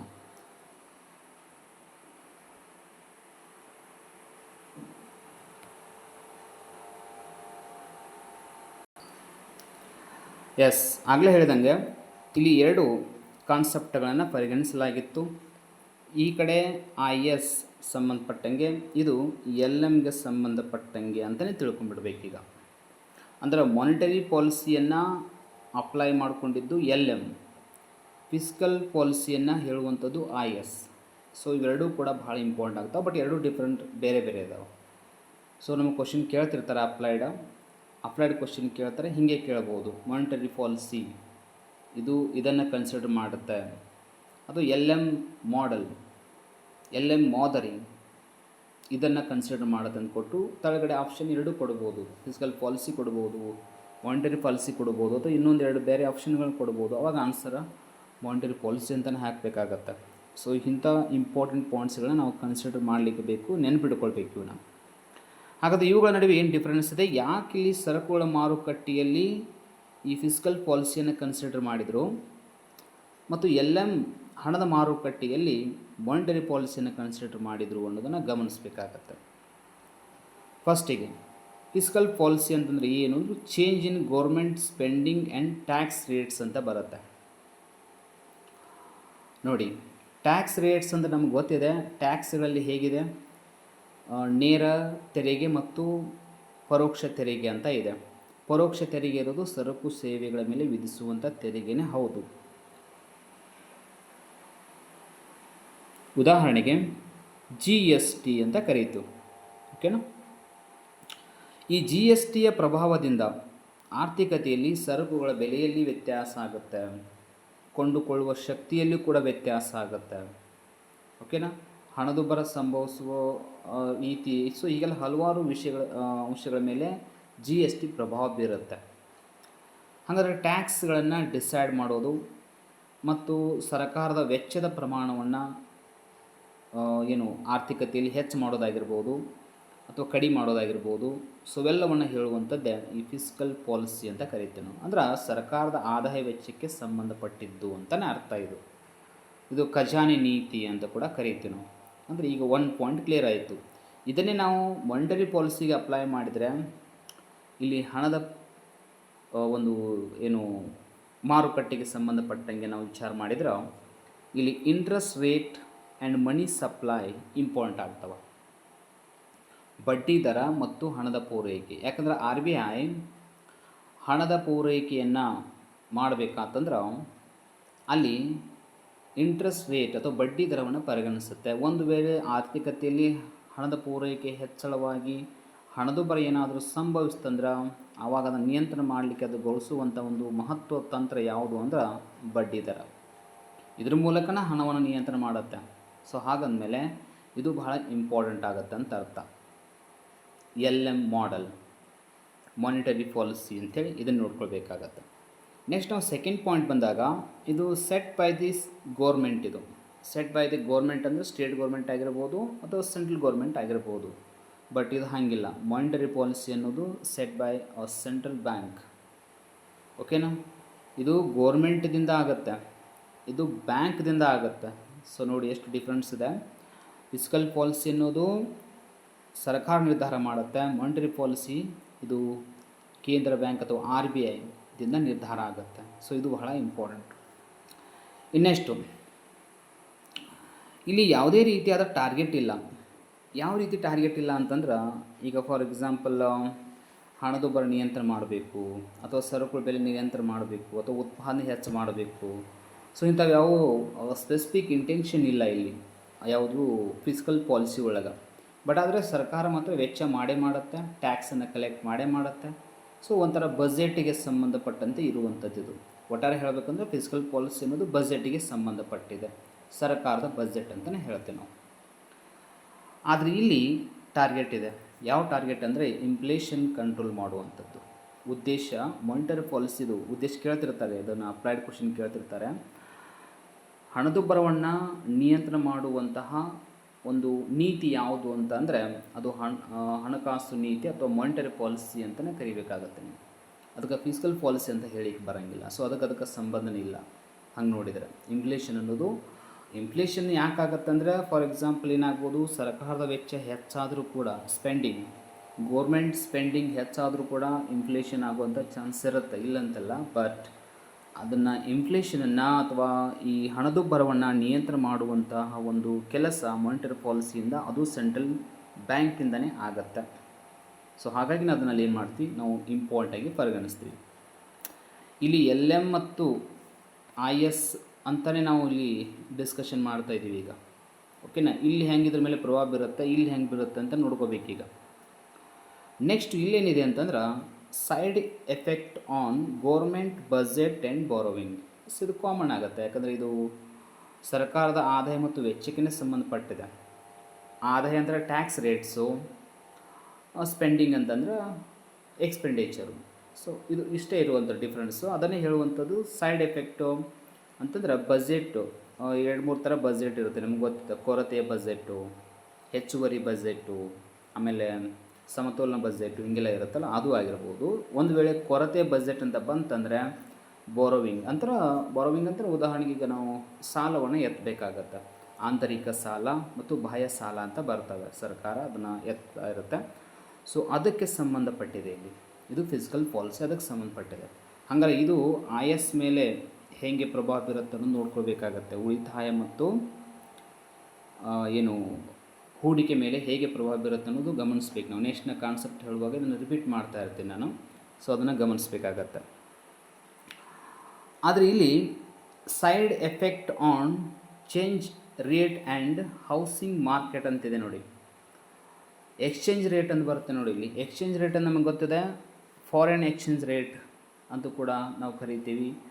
ಮತ್ತು ಹೌಸಿಂಗ್ ಮಾರ್ಕೆಟ್ ಅಂತಂದರೆ ನಾವು ದೇಶದೊಳಗಡೆ ಆಯಿತು ಅಂತಾರಾಷ್ಟ್ರೀಯ ಮಟ್ಟದಲ್ಲಿ ಕೂಡ ಹಣದ ಒಂದು ಮೌಲ್ಯವನ್ನು ನಿರ್ಧಾರ ಮಾಡುವಂಥದ್ದಾಗಿರ್ಬೋದು. ಬೇರೆ ಕರೆನ್ಸಿಗಳೊಂದಿಗೆ ನಮ್ಮ ಕರೆನ್ಸಿಯನ್ನು ಹೋಲಿಕೆ ಮಾಡೋದಾಗಿರ್ಬೋದು. ಸೊ ಅವುಗಳ ಮೌಲ್ಯ ನಿರ್ಧಾರ ಮಾಡೋದು ಇದೆಲ್ಲವೂ ಕೂಡ ಸೆಂಟ್ರಲ್ ಬ್ಯಾಂಕಿಂದನೇ ಆಗುತ್ತೆ. ಸೊ ಅದನ್ನು ಮಾಡುವಂಥದ್ದೇ ಮಾನಿಟರಿ ಪಾಲಿಸಿಗೆ ಸಂಬಂಧಪಟ್ಟಿದೆ ಎಲ್ಲ ಕೂಡ. ಅದು ಫಿಸಿಕಲ್ ಪಾಲಿಸಿಗೆ ಸಂಬಂಧಪಟ್ಟಿದ್ದೇ ಬೇರೆ, ಅದಕ್ಕೆ ಸಂಬಂಧಪಟ್ಟಿದ್ದೆ ಬೇರೆ ಅಂತಲೇ ಅರ್ಥ. ಲಾಸ್ಟ್ ಪಾಯಿಂಟ್ ಏನಾಗಿದೆ, strong political dimension to changing tax rates. ಇಲ್ಲಿ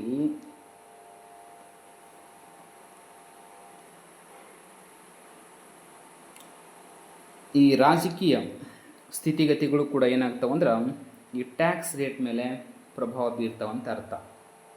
ಕೆಲವೊಮ್ಮೆ ಈ ಸರ್ಕಾರಗಳು ಏನು ಮಾಡ್ತಾವಂತಂದ್ರೆ ಕೆಲವೊಂದು ಯೋಜನೆಗಳನ್ನು ಅನಾವಶ್ಯಕವಾಗಿ ಕೂಡ ಇಂಪ್ಲಿಮೆಂಟ್ ಮಾಡಿ ಸರ್ಕಾರದ ವೆಚ್ಚವನ್ನು ಹೆಚ್ಚು ಮಾಡಿ ಜನರ ಮೇಲೆ ಹೆಚ್ಚು ತೆರಿಗೆಯನ್ನು ಹೇರುವ ಮೂಲಕ ಹೆಚ್ಚು ಆದಾಯ ಗಳಿಸ್ತಿರ್ತಾವ. ಅದು ಗಳಿಸುವಂಥ ಉದ್ದೇಶವನ್ನು ಹಾಕ್ತಾವಲ್ಲ, ಅದು ಎಲ್ಲ ಸ್ವಲ್ಪ ಪೊಲಿಟಿಕಲಿ ಸ್ವಲ್ಪ ಸಂಬಂಧಪಡುತ್ತೆ. ಅದು ಫಿಸಿಕಲ್ ಪಾಲಿಸಿ ಅನ್ನೋದು ಅಂದರೆ ಪಾಲಿಟಿಕ್ಸು ಕೂಡ ಇದ್ರ ಇನ್ವಾಲ್ವ್ಮೆಂಟ್ ಆಗುವಂಥ ಸಾಧ್ಯತೆಗಳು ಇರ್ತಾವೆ ಅಂತ ಅರ್ಥ. ಆದರೆ ಮಾನಿಟರಿ ಪಾಲಿಸಿಗೆ ಅದು ಯಾವುದೂ ಸಂಬಂಧಪಡೋಂಗಿಲ್ಲ. ಮೋಸ್ಟ್ಲಿ ಅಂದರೆ ಸಾಮಾನ್ಯವಾಗಿ ಇಲ್ಲೇ ಇರೋದಿಲ್ಲ ಅಂತ ಅರ್ಥ. Independent from the political process. ಓಕೆನಾ, ಇಲ್ಲಿ ಪೊಲಿಟಿಕಲ್ ಪ್ರೋಸೆಸ್ ಅಥವಾ ರಾಜಕೀಯ ಪ್ರಕ್ರಿಯೆ ಇಲ್ಲಿ ಇರೋದಿಲ್ಲ. ಆಲ್ಮೋಸ್ಟ್ ಇದು ಇಂಡಿಪೆಂಡೆಂಟ್ ಆಗಿರುತ್ತೆ. ಇದು ಸೆಂಟ್ರಲ್ ಗೌರ್ಮೆಂಟ್ ಅಥವಾ RBI ಇದನ್ನು ನಿರ್ವಹಣೆ ಮಾಡ್ತಾ ಇರುತ್ತೆ ಅಂತ ಅರ್ಥ. ಸೊ ಇವಾಗ IS ಮತ್ತು LM ಮಾಡೆಲ್ಗಳನ್ನು ಅರ್ಥ ಮಾಡಿಕೊಳ್ಳೋಕ್ಕಿಂತ ಪೂರ್ವದಲ್ಲಿ ಇದನ್ನು ಯಾಕೆ ನಾವು ಡಿಸ್ಕಷನ್ ಮಾಡಿವಿ ಅಂತಂದ್ರೆ ಆರ್ಥಿಕತೆಯಲ್ಲಿ ಇವೆರಡರುಗಳ ಪ್ರಭಾವ ಕೂಡ ಆಗ್ತಾ ಇರುತ್ತೆ. ಇದರಿಂದ ಆರ್ಥಿಕತೆಯಲ್ಲಿ ಹಣದ ಬೇಡಿಕೆ ಹಣದ ಪೂರೈಕೆಯಲ್ಲಿ ವ್ಯತ್ಯಾಸ ಆಗುತ್ತೆ. ಹಣದ ಬೇಡಿಕೆಯಲ್ಲಿ ವ್ಯತ್ಯಾಸ ಆಗಲಿಕ್ಕೂ ಕೂಡ ಕಾರಣ ಇದೆ, ಹಣದ ಪೂರೈಕೆಯಲ್ಲಿ ವ್ಯತ್ಯಾಸ ಆಗಲು ಕೂಡ ಕಾರಣ ಇದೆ. ಅದೇ ಥರ ಸರಕುಗಳ ಮಾರುಕಟ್ಟೆಯಲ್ಲಿ ಉಳಿತಾಯ ಮತ್ತು ಹೂಡಿಕೆಗೆ ಸಂಬಂಧಪಟ್ಟಂತೆ ಅಲ್ಲಿ ಅನುಭವ ಕೂಡ ಮ್ಯಾಟರ್ ಆಗುತ್ತೆ, ಆದಾಯ ಮ್ಯಾಟರ್ ಆಗುತ್ತೆ. ಸೊ ಎಲ್ಲವೂ ವಿಷಯಗಳನ್ನು ಇಲ್ಲಿ ಕನ್ಸಿಡರ್ ಮಾಡುವಂಥದ್ದು. ಹಾಗಾಗಿ ನೀವು ಎಲ್ಲ ವಿಷಯಗಳನ್ನು ನಾವಿಲ್ಲಿ ಭಾಳ ಶಾರ್ಟ್ ಆಗಿನೇ ನಾವು ಇಲ್ಲಿ ಡಿಸ್ಕಷನ್ ಮಾಡ್ತಾ ಇದ್ದೀವಿ.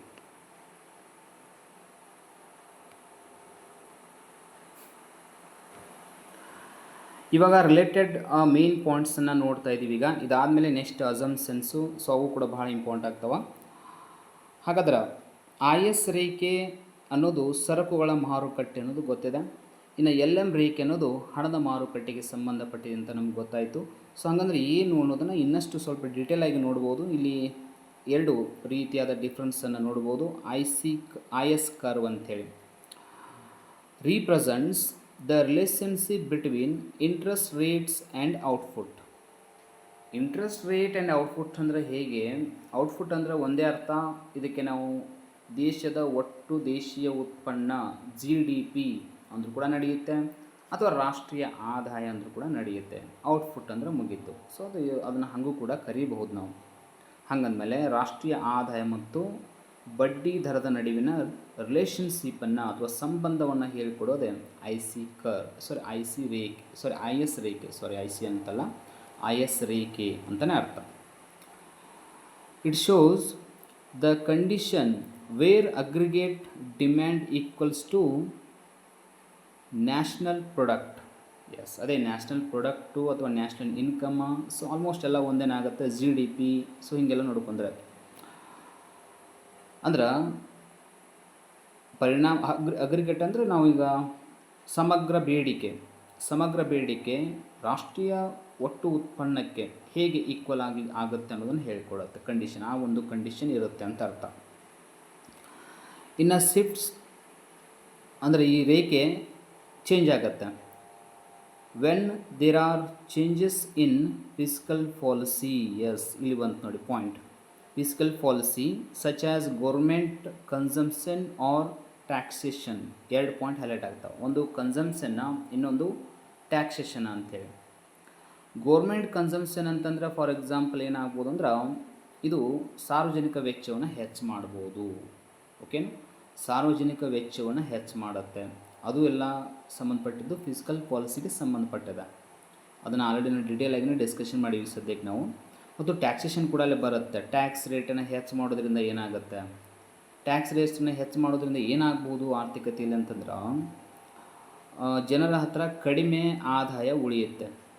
ಇದರಿಂದ ಉಳಿತಾಯ ಕೂಡ ಕಡಿಮೆ ಆಗುತ್ತೆ, ಅದರಿಂದ ಹೂಡಿಕೆ ಕೂಡ ಕಡಿಮೆ ಆಗುತ್ತೆ. ಈ ರೀತಿಯಾಗಿ ಹೋಗುತ್ತೆ. ಹಾಗಾದ್ಮೇಲೆ ಇದು IS ಅಂದರೆ ಏನು, ಇನ್ವೆಸ್ಟ್ಮೆಂಟ್ ಆ್ಯಂಡ್ ಸೇವಿಂಗ್ಸ್ ಅಂತಲೇ ಇದೆ. ಸೊ ಇನ್ವೆಸ್ಟ್ಮೆಂಟು ಸೇವಿಂಗ್ಸ್ ಮೇಲೆ ಈ ಟ್ಯಾಕ್ಸೇಷನ್ ಅನ್ನೋದು ಕೂಡ ಎಫೆಕ್ಟ್ ಆಗುತ್ತಂತ ಅರ್ಥ ಆಯಿತು. ಅದರೊಂದಿಗೆ ಕನ್ಸಂಪ್ಷನ್ ಅಂದರೆ ಎಕ್ಸ್ಪೆಂಡಿಚರ್. ಸರ್ಕಾರ ಏನಾದರೂ ಸಾರ್ವಜನಿಕ ವೆಚ್ಚವನ್ನು ಹೆಚ್ಚು ಮಾಡ್ತಂದರೆ ಜನರ ಹತ್ರ ಹೆಚ್ಚು ಆದಾಯ ಹಣ ಉಳಿಯುತ್ತೆ. ಅಂದರೆ ಜಾಸ್ತಿ ಈಗ ಫಾರ್ ಎಕ್ಸಾಂಪಲ್ ಕೆಲವು ಜನ ಏನು ಹಾಸ್ಪಿಟ್ಲಿಗೆ ಜಾಸ್ತಿ ಹಣವನ್ನು ತಮ್ಮ ಆದಾಯದಿಂದ ಕಟ್ಟಬೇಕಾಗತ್ತೆ. ಆವಾಗ ಒಂದು ವೇಳೆ ಸರ್ಕಾರ ಎಲ್ಲರಿಗೂ ಹಾಸ್ಪಿಟಲ್ ಫ್ರೀಯನ್ನು ಮಾಡಿತ್ತಂತಂದರೆ ಅದೇ ಹಣ ಅವ್ರ ಹತ್ರ ಉಳಿಯುತ್ತೆ.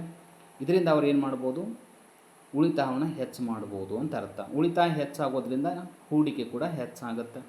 ಇವೆರಡೂ ಕೂಡ ಸಮ ಆಗಿರ್ತವೆ ಅಂತ ಅರ್ಥ. ಸೊ ಈ ರೀತಿಯಾಗಿ ಈ ಫಿಸ್ಕಲ್ ಪಾಲಿಸಿ ಅನ್ನೋದು, ಖಜಾನೆ ನೀತಿ ಅನ್ನೋದು ಏನಾಗುತ್ತೆ ಅಂದ್ರೆ ಈ IS ರೇಖೆ ಮೇಲೆ ಪ್ರಭಾವ ಬೀರುತ್ತೆ ಅಂತ ಅರ್ಥ. ಇನ್ನೆಷ್ಟು shifts when there are shocks to private consumption or investment. So ಇದು ಕೂಡ ಮ್ಯಾಟರ್ ಆಗುತ್ತೆ ನೋಡಿ. ಪ್ರೈವೇಟ್ ಅಂತ ಕೂಡ ಒಂದು ಕನ್ಸಿಡರ್ ಮಾಡಲಾಗಿದೆ. ಇಲ್ಲಿ ಫಿಸ್ಕಲ್ ಪಾಲಿಸಿ ಒಂದು ಹೈಲೈಟ್ ಆಯಿತು, ಇಲ್ಲಿ ಪ್ರೈವೇಟ್ ಕನ್ಸಂಪ್ಷನ್ ಆ್ಯಂಡ್ ಇನ್ವೆಸ್ಟ್ಮೆಂಟ್. ಇಲ್ಲಿ ಶಿಫ್ಟ್ ಅಂದರೆ ಅರ್ಥ ಮಾಡ್ಕೊಳ್ಳಿ, ಅದು ಬಲಕ್ಕೆ ಮತ್ತು ಎಡಕ್ಕೆ IS ರೇಖೆ ಶಿಫ್ಟ್ ಆಗುತ್ತೆ, ಅಂದರೆ ಪಲ್ಲಟಗೊಳ್ಳುತ್ತೆ. ಅದಕ್ಕೆ ಕಾರಣ ಏನು ಅಂತಂದ್ರೆ ಇವೆರಡು ಅಂತ ಹೇಳ್ಬೋದು. ಒಂದು ಕನ್ಸಂಪ್ಷನ್ನು, ಒಂದು ಇನ್ವೆಸ್ಟ್ಮೆಂಟು. ಅಥವಾ ಇಲ್ಲಿ ಫಿಸ್ಕಲ್ ಪಾಲಿಸಿ ಅದರೊಳಗೆ ಕನ್ಸಂಪ್ಷನ್ ಮತ್ತು ಟ್ಯಾಕ್ಸೇಷನ್ ಅಂತ ಬರ್ತಾವೆ. ಸೊ ಇದರೊಳಗೆ ಯಾವುದಾದ್ರೂ ಒಂದು ಕಾರಣದಿಂದ ಏನಾಗುತ್ತೆ, ಈ IS ರೇಖೆ ಎಡದಿಂದ ಬಲಕ್ಕೆ, ಬಲದಿಂದ ಎಡಕ್ಕೆ ಪಲ್ಲಟಗೊಳ್ಳುತ್ತೆ. ಅದು ಹೇಗೆ ಪಲ್ಲಟಗೊಳ್ಳುತ್ತೆ ಅನ್ನೋದು ಕೂಡ ನೆಕ್ಸ್ಟ್ ನಾನು ಡಯಾಗ್ರಾಮೆಟಿಕ್ಲಾಗಿ ಪ್ರೆಸೆಂಟ್ ಮಾಡ್ತೀನಿ.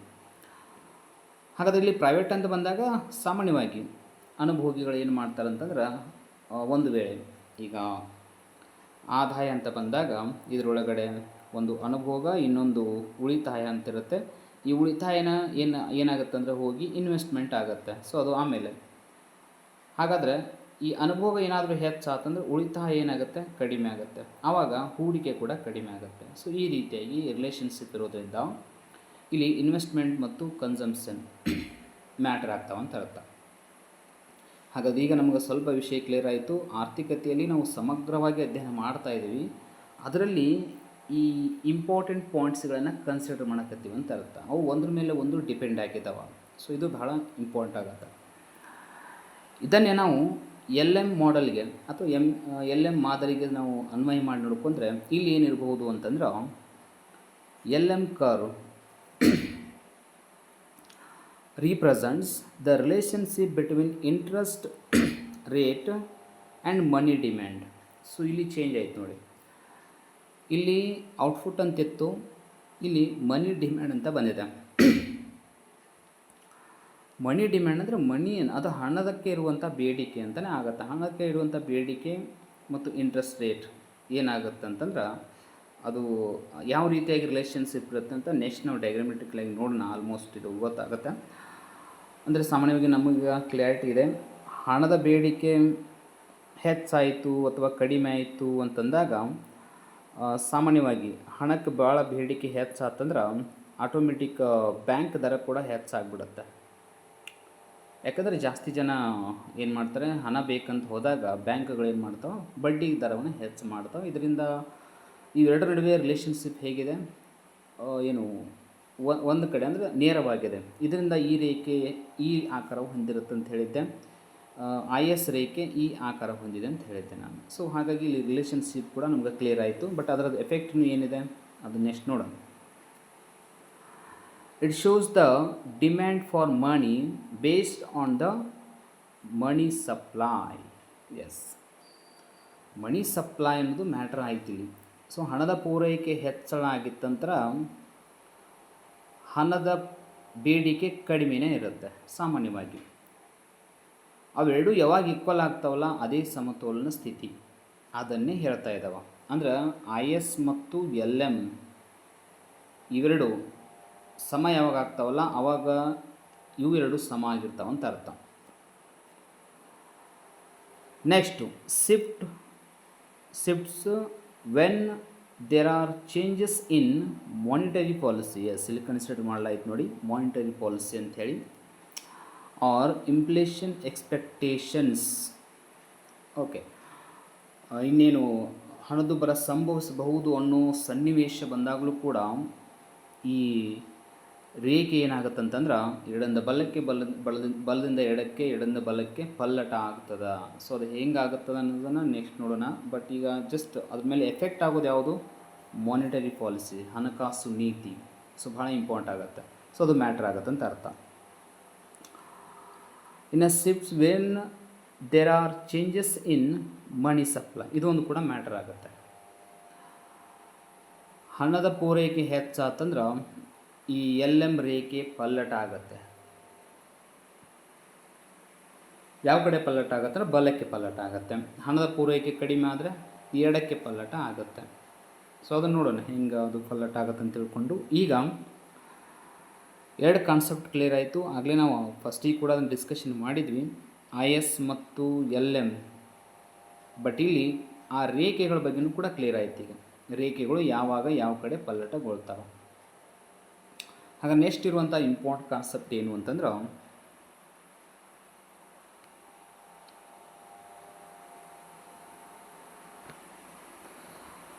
IS ಮತ್ತು LM ಮಾಡೆಲ್ನ ನಾವು ಸರಿಯಾಗಿ ಅರ್ಥ ಮಾಡ್ಕೋಬೇಕಾತಂದ್ರೆ ಅದಕ್ಕೆ ಇರುವಂಥ ಕಲ್ಪನೆಗಳನ್ನು ಅರ್ಥ ಮಾಡ್ಕೊಳ್ಳಬೇಕು. ಯಾಕಂದ್ರೆ ಅವು ಗೊತ್ತಿರಲಿಲ್ಲ ಅಂತಂದರೆ ಇದು ಕಾನ್ಸೆಪ್ಟ್ ನಮ್ಗೆ ಅರ್ಥನೇ ಆಗೋದಿಲ್ಲ.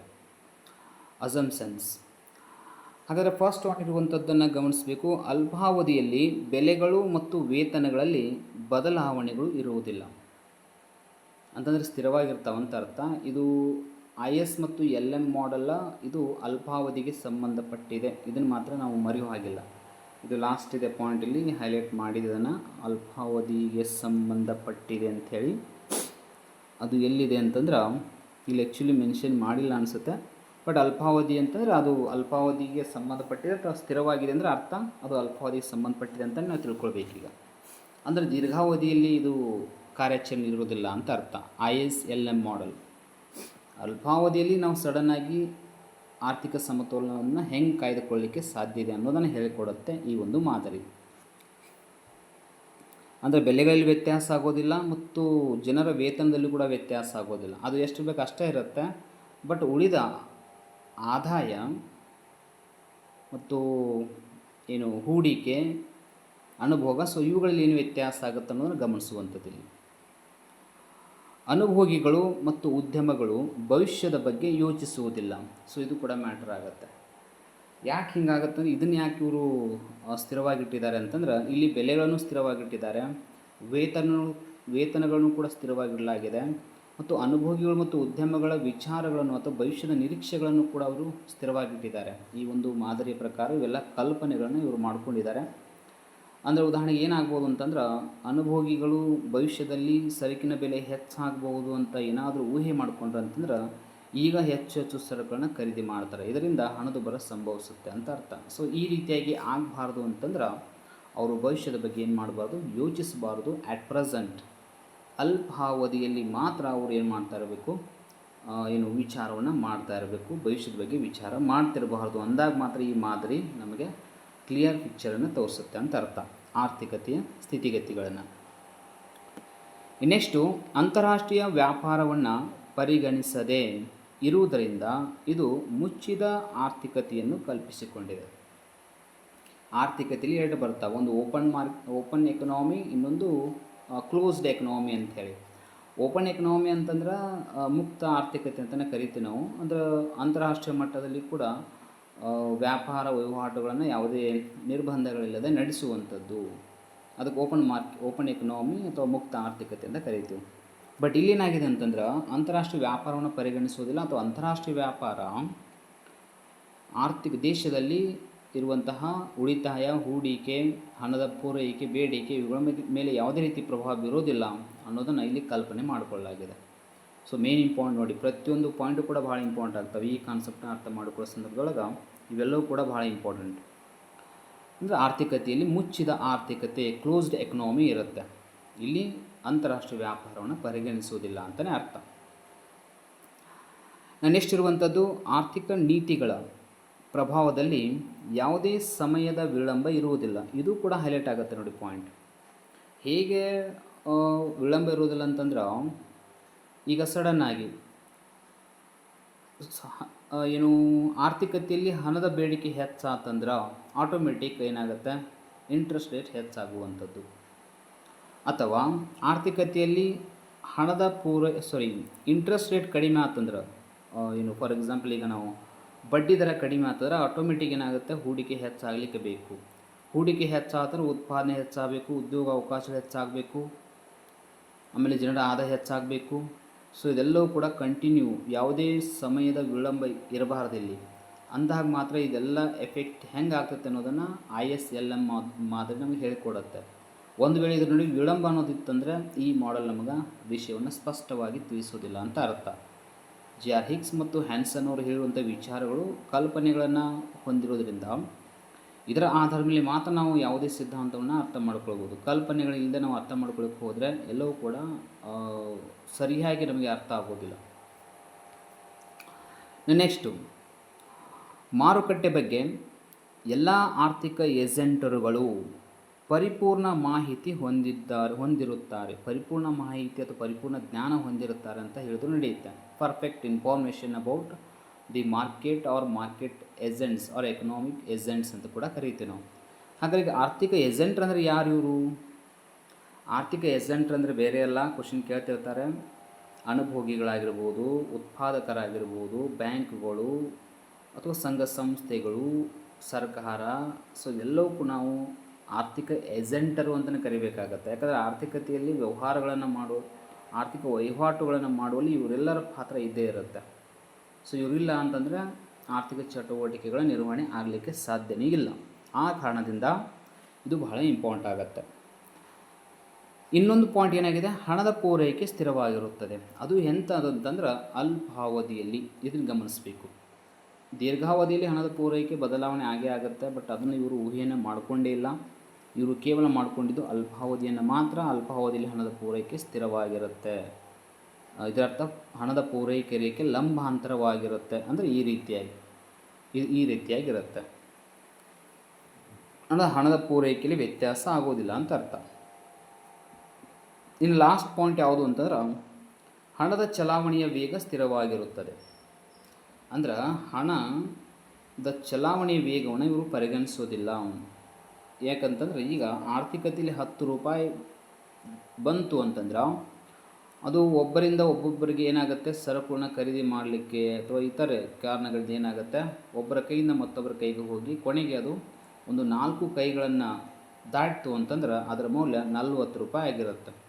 ಸೊ ಇದಕ್ಕೆ ನಾವು ಚಲಾವಣೆಯ ವೇಗ ಅಥವಾ ಅಂಥೇಳಿ ಫಿಶರ್ ಅವರು ಯೂಸ್ ಮಾಡಿದ್ರಲ್ಲ, ಆ ಒಂದು ಫಿಶರ್ ಅವರು ಹೇಳಿರುವಂತಹ ಹಣದ ಚಲಾವಣೆಯ ವೇಗ ಈ 40 ರೂಪಾಯಿ ಹಿಂಗೆ ಆಗುತ್ತೆ ಅನ್ನೋದನ್ನು ಈ ISLM ಮಾದರಿ ಏನು ಮಾಡೋದು, ನಮಗೆ ಕನ್ಸಿಡರ್ ಮಾಡೋದಿಲ್ಲ. ಅಂದರೆ ಆರ್ಥಿಕತೆಯಲ್ಲಿ ಇದು ಇರೋದಿಲ್ಲ. 10 ರೂಪಾಯಿ ಇದೆ ಅಂದರೆ 10 ರೂಪಾಯಿನೇ ಇದೆ ಅಂತ ಅರ್ಥ. ಅದರ ಮೌಲ್ಯ ಹೆಚ್ಚಾಗೋದಿಲ್ಲ ಅಂತಲೇ ಅರ್ಥ. ಇದು ಅದನ್ನು ಇವರು ಪರಿಗಣಿಸೋದಿಲ್ಲ ಅನ್ನೋದು ಕನ್ಫರ್ಮ್. ಸೊ ಇದು ಏನು ಅಂತಂದ್ರೆ ಈ ಒಂದು ಮಾದರಿಯ ವಿಶೇಷವಾಗಿ ಹೇಳಬೇಕಂದ್ರೆ ಈ ಮಾದರಿಯ ಇಂಪಾರ್ಟೆಂಟ್ ಇರುವಂಥವುಗಳು ಇವೆಲ್ಲ. ಇವು ಕೆಲವೊಂದು ಬುಕ್ಸ್ಗಳಲ್ಲಿ ಎಲ್ಲಿ ಕೂಡ ಸರಿಯಾಗಿ ಮೆನ್ಷನ್ ಮಾಡಿಲ್ಲ. ನಾನು ಭಾಳ ಸರ್ಚ್ ಮಾಡಿದನು, ಬಟ್ ಇದನ್ನೆಲ್ಲ ನಾನು ಕಲೆಕ್ಟ್ ಮಾಡಿದ್ದು ಭಾಳ ಅದ್ರ ಬಗ್ಗೆ ನೋಡಿಕೊಂಡು ಕಲೆಕ್ಟ್ ಮಾಡಿದ್ದೀನಿ. ಯಾಕಂದರೆ ಭಾಳ ಬುಕ್ಸ್ಗಳಲ್ಲಿ ಇದನ್ನು ಸಪ್ರೇಟಾಗಿ ಮೆನ್ಷನ್ ಮಾಡಿಲ್ಲ. ಸೊ ಅದು ಭಾಳ ಸಮಸ್ಯೆ ಆಗುತ್ತೆ. ಭಾಳ ಜನಕ್ಕೆ ಸ್ಟಡಿ ಮಾಡೋರು ಕೂಡ ಬುಕ್ಸ್ಗಳನ್ನು ನಾವು 2, 3, 4 ಬುಕ್ಸ್ಗಳನ್ನು ಓದಿದಾಗ ಮಾತ್ರ ಸ್ವಲ್ಪ ಇನ್ಫಾರ್ಮೇಷನ್ ಕರೆಕ್ಟಾಗಿ ಗೊತ್ತಾಗುತ್ತೆ. ಇಲ್ಲಾಂದರೆ ಗೊತ್ತನೇ ಆಗೋದಿಲ್ಲ.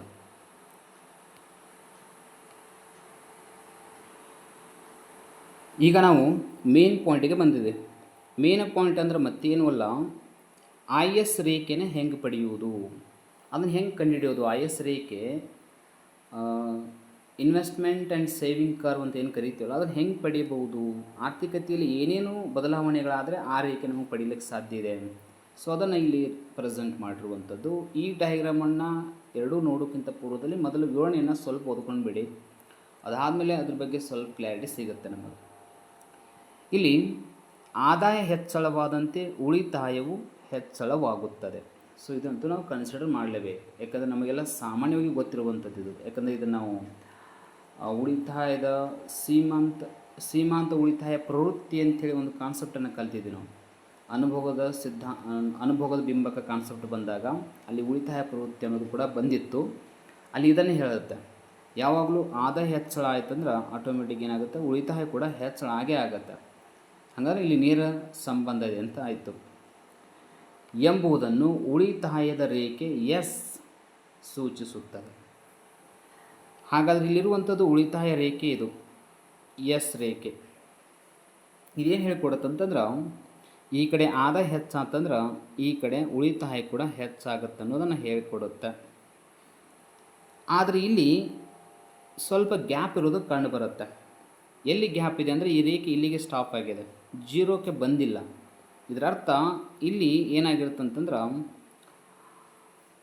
ಇದಕ್ಕೆ ಸ್ವಾಯತ್ತ ಉಳಿತಾಯ ಅಂತಲೂ ಕೂಡ ಕರೀಬಹುದು, ಅಥವಾ ಉಳಿತಾಯವಿಲ್ಲದ ಸ್ಥಿತಿ ಅಂತ ಕೂಡ ಕರಿಬೇಕಾಗತ್ತೆ. ಇದೇ ರೇಖೆನಾಗ ತಳಗೆ ಹೋತಂದ್ರೆ ಉಳಿತಾಯವಿಲ್ಲದ ಸ್ಥಿತಿ ಇದು, ಆದಾಯ ಜೀರೋ ಆದಮೇಲೆ. ಯಾಕಂದ್ರೆ ಉಳಿತಾಯವಿಲ್ಲದ ಸ್ಥಿತಿ ಅಂತ ಕರಿತೀವಿ ಅಂದಮೇಲೆ ನಾವು ನಮ್ಮ ಹತ್ರ ಆದಾಯ ಜೀರೋ ಆದರೂ ಕೂಡ ನಾವು ಏನು ಮಾಡ್ತೀವಿ, ಇನ್ನೊಬ್ಬರ ಹತ್ರ ಅಥವಾ ಸಾಲವನ್ನು ಪಡ್ಕೊಂಡು ಅದನ್ನು ನಾವು ಬಳಕೆ ಮಾಡ್ತಾ ಇರ್ತೀವಿ, ಅದರಲ್ಲಿ ಸ್ವಲ್ಪ ಹಣವನ್ನು ತೆಗೆದಿಡ್ತಿರ್ತೀವಿ. ಬಟ್ ಅದು ಹೆಂಗೆ ಅನಿಸ್ಕೊಳ್ಳುತ್ತೆ, ಉಳಿತಾಯವಿಲ್ಲದ ಸ್ಥಿತಿ, ಯಾಕಂದರೆ ಅದು ಸಾಲ ಮಾಡಿ ತೆಗೆದುಕೊಂಡು ಬಂದಂಥ ಹಣ ಆಗಿರುತ್ತೆ. ಹಾಗಾಗಿ ಇದು ಪೂರ್ತಿ ಏನಾಗೋದಿಲ್ಲ, 0 ಪಾಯಿಂಟ್ಗೆ ಟಚ್ ಆಗಿಲ್ಲ ಈ ಎಸ್ ರೇಖೆ. ಓಕೆ, ಈ ರೇಖೆ ಯಾಕೆ ಹಿಂಗೆ ಎಂದು ಕನ್ಫರ್ಮ್ ಆಯಿತು, ಯಾಕೆಂದ್ರೆ ಆದಾಯ ಹೆಚ್ಚಳವಂತೂ ಉಳಿತಾಯ ಕೂಡ ಹೆಚ್ಚಳ ಆಗುತ್ತೆ, ಹಾಗಾಗಿ ನೇರ ಸಂಬಂಧನ ಹೊಂದಿದೆ. ಆದರೆ ಪರ್ಟಿಕ್ಯುಲರ್ ಇಲ್ಲ, ಇದು ಈ ಕಡೆ ಇದೆ. ಯಾಕಂದರೆ ಆದಾಯ ಹೆಚ್ಚಳವಾದಂತೆ ಉಳಿತಾಯ ಅಷ್ಟೇ ದೊಡ್ಡ ಪ್ರಮಾಣದಲ್ಲಿ ಹೆಚ್ಚಳ ಆಗಲ್ಲ, ಒಂದು ಲೆವೆಲಲ್ಲಿ ಮಾತ್ರ ಹೆಚ್ಚಳ ಆಗುತ್ತೆ ಅನ್ನೋದು ಇದು ಹೇಳಿಕೊಡುತ್ತೆ. ನೆಕ್ಸ್ಟು, ಹೂಡಿಕೆಯು ಬಡ್ಡಿ ದರ ಮತ್ತು ಆದಾಯವನ್ನು ಅವಲಂಬಿಸಿರುತ್ತದೆ. ಎಸ್, ಹೂಡಿಕೆ ಅಂದರೆ ಏನು, ಬಡ್ಡಿ ದರ ಮತ್ತು ಆದಾಯ ಎರಡೂ ಇಂಪಾರ್ಟೆಂಟ್ ಆಗುತ್ತೆ. ಬಡ್ಡಿ ದರ ಕಡಿಮೆ ಆತಂದ್ರೆ ಹೂಡಿಕೆ ಹೆಚ್ಚಾಗುತ್ತೆ, ಇದು ಒಂದು ಕಡೆ. ಇನ್ನೊಂದು ಕಡೆ ಆದಾಯ ಹೆಚ್ಚಾತಂದ್ರೆ ಹೂಡಿಕೆ ಹೆಚ್ಚಾಗುತ್ತೆ, ಇದು ಒಂದು ಕಡೆ ಮತ್ತೊಂದು ಕಡೆ. ಸೊ ಎರಡೂ ಇಂಪಾರ್ಟೆಂಟ್. ಆದಾಯ ಮತ್ತು ಹೂಡಿಕೆ ನಡುವೆ ನೇರ ಸಂಬಂಧ ಇದೆ, ಬಡ್ಡಿ ದರ ಮತ್ತು ಹೂಡಿಕೆ ನಡುವೆ ವಿರುದ್ಧ ಸಂಬಂಧ ಇದೆ. ಸೊ ಅದು ಏನಿದೆ ಅನ್ನೋದು ನೆಕ್ಸ್ಟ್ ನೋಡ್ಬೇಕು ನಾವೀಗ. ಇವೆರಡನ್ನೂ ಕೂಡ ಅವಲಂಬಿಸಿರುತ್ತದೆ. ಬಡ್ಡಿ ದರ ಕಡಿಮೆಯಾದಾಗ ಹೂಡಿಕೆ ಹೆಚ್ಚಳವಾಗಿ ಆದಾಯ ಕೂಡ ಹೆಚ್ಚಳವಾಗುವುದನ್ನು IS ರೇಖೆ ಸೂಚಿಸುತ್ತದೆ. ಇದನ್ನು ಮಾತ್ರ ಸರಿಯಾಗಿ ನೋಡ್ಕೊಳ್ಬೇಕು, ಈ ಪಾಯಿಂಟನ್ನು ಬಹಳ ಇಂಪಾರ್ಟೆಂಟ. ಈಗ ನೋಡಿ, ಬಡ್ಡಿ ದರ ಮೊದಲು 6% ಇದೆ, ಓಕೆನಾ, ಇಲ್ಲಿ ತೋರಿಸಲಾಗಿದೆಯಲ್ಲ 6% ಇದೆ. ಇದು 6% ಇದ್ದಾಗ ಹೂಡಿಕೆ ಏನಾಗಿದೆ ಅಂತಂದ್ರೆ ಇಷ್ಟು ಪ್ರಮಾಣದಲ್ಲಿದೆ, ಇದೇ ರೇಖೆ, ಓಕೆನಾ. ಹೂಡಿಕೆ ಪ್ರಮಾಣ ಮತ್ತು ಉಳಿತಾಯ ಪ್ರಮಾಣ ಇಲ್ಲಿ ಏನಾಗಿದೆ, ಇಷ್ಟಾಗಿದೆ. ಈ ಟೈಮಲ್ಲಿ ಆದಾಯ ಪ್ರಮಾಣ ಇಷ್ಟಿದೆ, Y1. ಅಂದರೆ ಎರಡೂ ರೇಖಾಚಿತ್ರಗಳನ್ನ ಹೀಗೆ ಹಾಕಬೇಕು. ಇದು ಒಂದನೇ ರೇಖಾಚಿತ್ರ, ಇದು ಎರಡನೇ ರೇಖಾಚಿತ್ರ, ಎರಡೂ ಕೂಡ ಅಪ್ಲೈ ಮಾಡಿ ನೋಡ್ಕೋಬೇಕಾಗತ್ತೆ. ಈ ಒಂದು ಎಫೆಕ್ಟಿಂದ ಈ ಎಫೆಕ್ಟ್ ಬರುತ್ತೆ ಅಂತ ಅರ್ಥ. ಈ ಒಂದು ಕಾರ್ಯಾಚರಣೆಯಿಂದ ಈ ಕಾರ್ಯಾಚರಣೆಯಾಗಿ IS ರೇಖೆ ನಮಗೆ ಸಿಗುತ್ತೆ. ಅದರ ಸಲುವಾಗಿ ಇದನ್ನು ಎರಡೂ ಡಯಾಗ್ರಾಮ್ಸನ್ನು ಎಟ್ ಎ ಟೈಮ್ ಹಾಕಬೇಕಾಗತ್ತೆ. ಬಡ್ಡಿ ದರ ಇಷ್ಟಿದ್ದಾಗ ಹೂಡಿಕೆ ಮತ್ತು ಉಳಿತಾಯ ಈ ಪ್ರಮಾಣದಲ್ಲಿದ್ದು ಆದಾಯ Y1 ಇದೆ. Y1 ಅಂದರೆ ಈ ಉದಾಹರಣೆಗೆ 100 ಅಂತ ನಾವು ಕನ್ಸಿಡರ್ ಮಾಡೋಣ, ಜಸ್ಟ್ ನಾವು ಎಕ್ಸಾಂಪಲ್ ತೆಗೆದುಕೊಳ್ತಾ ಇದ್ದೀವಿ. ಈಗ ಆರ್ಥಿಕತೆಯಲ್ಲಿ ಏನಾಯಿತು ಅಂತಂದ್ರೆ ಬಡ್ಡಿ ದರ ಕಡಿಮೆ ಆಯಿತು. ಎಲ್ಲಿಂದ ಎಲ್ಲಿಗೆ ಅಂದ್ರೆ 6%ಇಂದ 5%ಗೆ ಬಡ್ಡಿ ದರ ಕಡಿಮೆ ಆಯಿತು. ಆವಾಗ ಜಾಸ್ತಿ ಜನ ಏನು ಮಾಡ್ತಾರೆ, ಅದು ಬಡ್ಡಿ ದರ ಕಡಿಮೆ ಆದಾಗ ಸಾಮಾನ್ಯವಾಗಿ ಏನಾಗುತ್ತೆ, ಹೂಡಿಕೆ ಹೆಚ್ಚನ ಆಗುತ್ತೆ ಅಂತ ಹೇಳ್ತೇನೆ ನಾನು. ಸೊ ಬಡ್ಡಿ ದರ ಕಡಿಮೆ ಆದಾಗ ಹೂಡಿಕೆ ಹೆಚ್ಚಾಗುತ್ತಂತ ಇದರ ಅರ್ಥ ಏನು, ಇಲ್ಲಿ 6% ಇದ್ದಂಥ ಬಡ್ಡಿ ದರ ಇದ್ದಾಗ ಹೂಡಿಕೆ ಇಷ್ಟಿತ್ತು, ಈಗ ಅದು 5% ಆದಾಗ ಹೂಡಿಕೆ ಹೆಚ್ಚಾಯಿತು. ಎಲ್ಲಿಗೆ ಹೆಚ್ಚಾಯಿತು ಅಂತಂದ್ರೆ ಇಲ್ಲಿಗೆ ಸೆಕೆಂಡ್ ಲೈನ್ ಇದೆ ನೋಡಿ, ಇದು ಹೂಡಿಕೆ ರೇಖೆ ಮೇಲ್ಗಡೆಗೆ ಪಲ್ಲಟಗೊಂಡಿತು. ಅಂದರೆ I1ಇಂದ I2ಗೆ ಮೇಲ್ಗಡೆಗೆ ಪಲ್ಲಟಗೊಂಡಿತು. ಇದಕ್ಕೆ ಮೇನ್ ಕಾರಣ percentage of interest is decreased. ಇದರಿಂದ ಏನಾಗುತ್ತೆ ಆರ್ಥಿಕತೆಯಲ್ಲಿ ಅಂತಂದ್ರೆ, ಹೂಡಿಕೆ ಹೆಚ್ಚಳವಾಗೋದ್ರಿಂದ ಉದ್ಯೋಗ ಅವಕಾಶಗಳು ಹೆಚ್ಚಳವಾಗಿ ಜನರ ಹತ್ರ ಆದಾಯ ಹೆಚ್ಚಾಗುತ್ತೆ. ಇದರಿಂದ ರಾಷ್ಟ್ರೀಯ ಆದಾಯ ಕೂಡ ಹೆಚ್ಚಳ ಆಗುತ್ತೆ. ಈ ಕಾರಣದಿಂದ ಒಟ್ಟು ಆದಾಯ 100ರಿಂದ 200ಕ್ಕೆ, Y1ಇಂದ Y2ಗೆ ಆದಾಯ ಹೆಚ್ಚಾಗುತ್ತೆ. ಹಾಗಾದ್ರೆ ಇಲ್ಲಿರುವಂಥ ರಿಲೇಷನ್ಶಿಪ್ ಏನಾಗುತ್ತೆ ಅಂತಂದ್ರೆ, ಈಗ ಬಡ್ಡಿ ದರ 5 ಇದೆ, ಹಾಗಾಗಿ ಈ ರೇಖೆಯನ್ನು ಇಷ್ಟನ್ನು ಬರಿಬೇಕಾಗತ್ತೆ. ಯಾಕಂದರೆ ಈ ಸ್ಟೇಟ್ ಲೈನ್ ತೆಗೆದುಕೊಂಡು ನಾವು, ಹಾಗಾಗಿ ಇಲ್ಲಿ ಎ ಸಂಯೋಜನೆ 6% ಬಡ್ಡಿ ದರ ಇದ್ದಾಗಿತ್ತು. ಈಗ ಬಿ ಸಂಯೋಜನೆ 5% ಬಡ್ಡಿ ದರ ಆದಾಗ ಬಿ ಸಂಯೋಜನೆ ತಯಾರಾಯಿತು. ಈಗ ಇದೇ ಥರ ನೆಕ್ಸ್ಟ್ ಏನಾಗುತ್ತೆ ಅಂತಂದ್ರೆ ಬಡ್ಡಿ ದರ ಮತ್ತೆ ಕಡಿಮೆ ಆಯಿತು, 4 ರೂಪಾಯಿ ಬಡ್ಡಿ ದರ ಕಡಿಮೆ ಆಯಿತು. ಈ ಕಾರಣದಿಂದ ಏನಾಗುತ್ತೆ ಮತ್ತೆ ಹೂಡಿಕೆ ಏನಾಗುತ್ತೆ, ಹೆಚ್ಚಾಗುತ್ತೆ. ಆವಾಗ ಹೂಡಿಕೆ I2 ಇಂದ I3ಗೆ ಮತ್ತೆ ಮೇಲ್ಗಡೆ ಪಲ್ಲಟಗೊಳ್ಳುತ್ತೆ. ಇಲ್ಲಿ E1ನಲ್ಲಿ ಸಮವಿದ್ದಾಗ ಇಲ್ಲಿ E1ನಲ್ಲಿ ಏನಾಗಿತ್ತು ಅಂದ್ರೆ ಉಳಿತಾಯ ಮತ್ತು ಹೂಡಿಕೆ ಎರಡೂ ಕೂಡ ಸಮ ಇದ್ದು, ಬಡ್ಡಿ ದರ ಕಡಿಮೆ ಆದಂತೆ ಅದರ ಒಂದು ಸಮತೋಲನ ಪ್ರಮಾಣ E2ಗೆ ಬಂತು. ಈಗ ಮತ್ತಷ್ಟು ಬಡ್ಡಿ ದರ ಕಡಿಮೆ ಆಗಿದೆ, ಈಗ E3ಗೆ ಅದರ ಸಮತೋಲನ ಪ್ರಮಾಣ ಬಂದುಬಿಟ್ಟಿದೆ. ಅಂದರೆ ಬಡ್ಡಿ ದರ ಕಡಿಮೆಯಾಗಿ ಹೂಡಿಕೆ ಹೆಚ್ಚಾಯಿತು. ಇದರಿಂದ ಮತ್ತೆ ಆರ್ಥಿಕತೆಯಲ್ಲಿ ಉದ್ಯೋಗಾವಕಾಶಗಳು ಹೆಚ್ಚಳವಾಗಿ ಆದಾಯ ಹೆಚ್ಚಾಯಿತು. ಇಲ್ಲಿಂದ 200ರಿಂದ 300ಕ್ಕೆ ಹೆಚ್ಚಾಯಿತು. ಅಂದ್ರೆ Y2 ಇಂದ Y3ಗೆ ಹೆಚ್ಚಾಯಿತು ಅಂತ ಅರ್ಥ.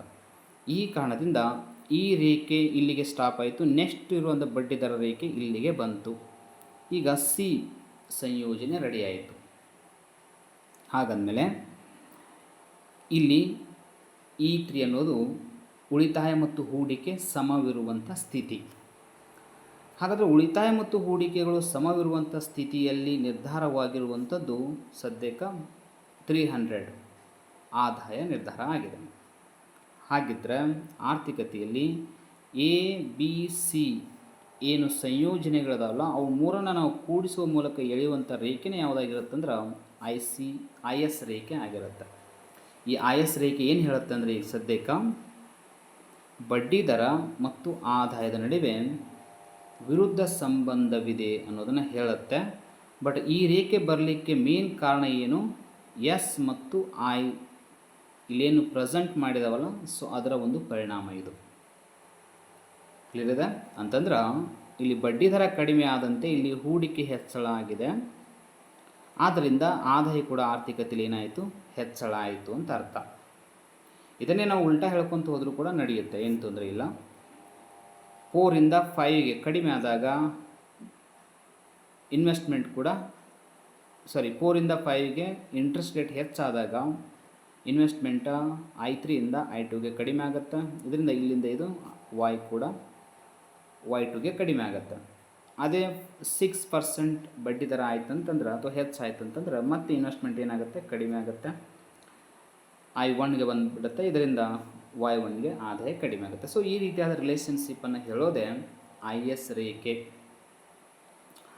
ಆದರೆ ಇಲ್ಲಿ ಕನ್ಸಿಡರ್ ಮಾಡೋದು ಯಾವಾಗ ಅಂತಂದ್ರೆ ಶಿಫ್ಟಿಂಗ್ ಬಂದಾಗ ಮಾತ್ರ ಫಿಸಿಕಲ್ ಪಾಲಿಸಿಯನ್ನು ಕನ್ಸಿಡರ್ ಮಾಡ್ತೀವಿ ನಾವು. ಅಂದರೆ ಖಜಾನೆ ನೀತಿಯನ್ನು ಇಲ್ಲಿ ಎಫೆಕ್ಟ್ ಆಗುತ್ತೆ ಅನ್ನೋದನ್ನು ಈಗ ನಾವು ನೋಡಲ್ಲ. ಯಾವಾಗ ನೋಡ್ತೀವಿ ಅಂದ್ರೆ ಇದರ ಒಂದು ಶಿಫ್ಟಿಂಗ್ ಅಂತ ಬರುತ್ತೆ. ಯಾವ ರೇಖೆ ಶಿಫ್ಟಿಂಗು, ಈ ರೇಖೆ ಶಿಫ್ಟಿಂಗ್ ಅಲ್ಲ. ಈ ರೇಖೆ ಬದಲು ನಾವು ಬಳಸಿದ್ದು ಯಾಕಂದ್ರೆ ಈ ರೇಖೆನ ಕಂಡುಹಿಡಿಲಿಕ್ಕೆ. ಬಟ್ ಐ ಎಸ್ ರೇಖೆ ಎಡಕ್ಕೆ ಮತ್ತು ಬಲಕ್ಕೆ ಪಲ್ಲಟಗೊಳ್ಳುತ್ತೆ. ಅದು ಹೆಂಗೆ, ಆವಾಗ ಏನಾಗುತ್ತಂದ್ರೆ ಈ ಫಿಸಿಕಲ್ ಪಾಲಿಸಿ ಅಥವಾ ಖಜಾನೆ ನೀತಿ ಅನ್ನೋದು ಮ್ಯಾಟರ್ ಆಗುತ್ತೆ. ಅದು ನೆಕ್ಸ್ಟ್ ಡಯಾಗ್ರಾಮ್ಸಲ್ಲಿ ನಾನು ಎಕ್ಸ್ಪ್ಲೇನ್ ಮಾಡ್ತೇನೆ ಸಂಪಟ್ಟಂಗೆ. ಸೊ ಹಾಗಾದರೆ ಇಲ್ಲಿರುವಂಥ ಇನ್ಫಾರ್ಮೇಷನ್ನ ಆ್ಯಸ್ ಇಟ್ ಈಸ್ ಇಲ್ಲಿ ಕೊಟ್ಟಿದ್ದೀನಿ. ಸೊ ಹೆಂಗಿದೆ ಅಂತಂದ್ರೆ ಇಲ್ಲಿ ಬಡ್ಡಿ ದರ ಕಡಿಮೆಯಾದಾಗ ಹೂಡಿಕೆ ಹೆಚ್ಚಳವಾಗಿ ಆದಾಯ ಹೆಚ್ಚಳವಾಗುವುದನ್ನು ಐ ಎಸ್ ರೇಖೆ ಸೂಚಿಸುತ್ತದೆ. ಇದೇ ರೀತಿ ಬಡ್ಡಿ ದರ ಕಡಿಮೆಯಾದಂತೆ ಹೂಡಿಕೆ ರೇಖೆ I1, I2 ಮತ್ತು I3ಗೆ ಪಲ್ಲಟಗೊಂಡಿದೆ, ಅಂದರೆ ಮೇಲ್ಗಡೆ ಹೋಗಿದೆ. ಇದರಿಂದ ಆದಾಯ ಕೂಡ ಏನಾಗಿದೆ, Y1, Y2 ಮತ್ತು Y3ಗೆ ಹೆಚ್ಚಳವಾಗಿದೆ. ಹೂಡಿಕೆಯಿಂದ ಸರಕುಗಳ ಮಾರುಕಟ್ಟೆಯಲ್ಲಿ ಉಳಿತಾಯ ಸಮವಾಗುವುದನ್ನು ಐ ಎಸ್ ರೇಖೆ ಸೂಚಿಸುತ್ತದೆ. ಹಾಗಾದರೆ ಈ ಮೂರು ಸಂಯೋಜನೆಗಳಲ್ಲಿ ಆಗಿರುವಂಥ ಬದಲಾವಣೆಯನ್ನು ಎ ಬಿ ಸಿ ಅನ್ನೋದು ಹೇಳಿಕೊಡುತ್ತೆ. ಸೊ ಇದನ್ನೇ ಏನು ಹೇಳ್ತೀವಿ ಅಂತಂದ್ರೆ ಐ ಎಸ್ ಮಾಡೆಲ್ ಅಥವಾ ಐ ಎಸ್ ರೇಖೆ ಏನನ್ನು ಹೇಳಿಕೊಡುತ್ತೆ ಅನ್ನೋದು ಕನ್ಫರ್ಮ್ ಆಯಿತು. ಕ್ವಶನ್ಸ್ ಕೇಳ್ತಿರ್ತಾರೆ, ಬಹಳ ಅಪ್ಲೈಡ್ ಕ್ವಶನ್ ಕೇಳಲಿಕ್ಕಂತೂ ಬಹಳ ಅವಕಾಶ ಇದೆ. ಇಲ್ಲಿ ಈ ಪ್ರೆಸೆಂಟೇಷನ್ ಹೆಂಗಿದೆ ಅಂತಂದ್ರೆ ಇಲ್ಲಿ ಇರುವಂಥ ಡಯಾಗ್ರಾಮ್ಸ್ ಅಷ್ಟು ವಿಶೇಷವಾಗಿದೆ. ಎರಡೂ ಡಯಾಗ್ರಾಮ್ಸನ್ನು ನಾವು ಎಟ್ ಎ ಟೈಮ್ ಬಳಕೆ ಮಾಡಿಕೊಂಡು ಇದನ್ನು ಪ್ರೆಸೆಂಟ್ ಮಾಡೋದ್ರಿಂದ ನಮಗೆ ಇನ್ನಷ್ಟು ಕ್ಲಿಯರಿಟಿಯಾಗಿ ಅರ್ಥ ಆಗುತ್ತೆ.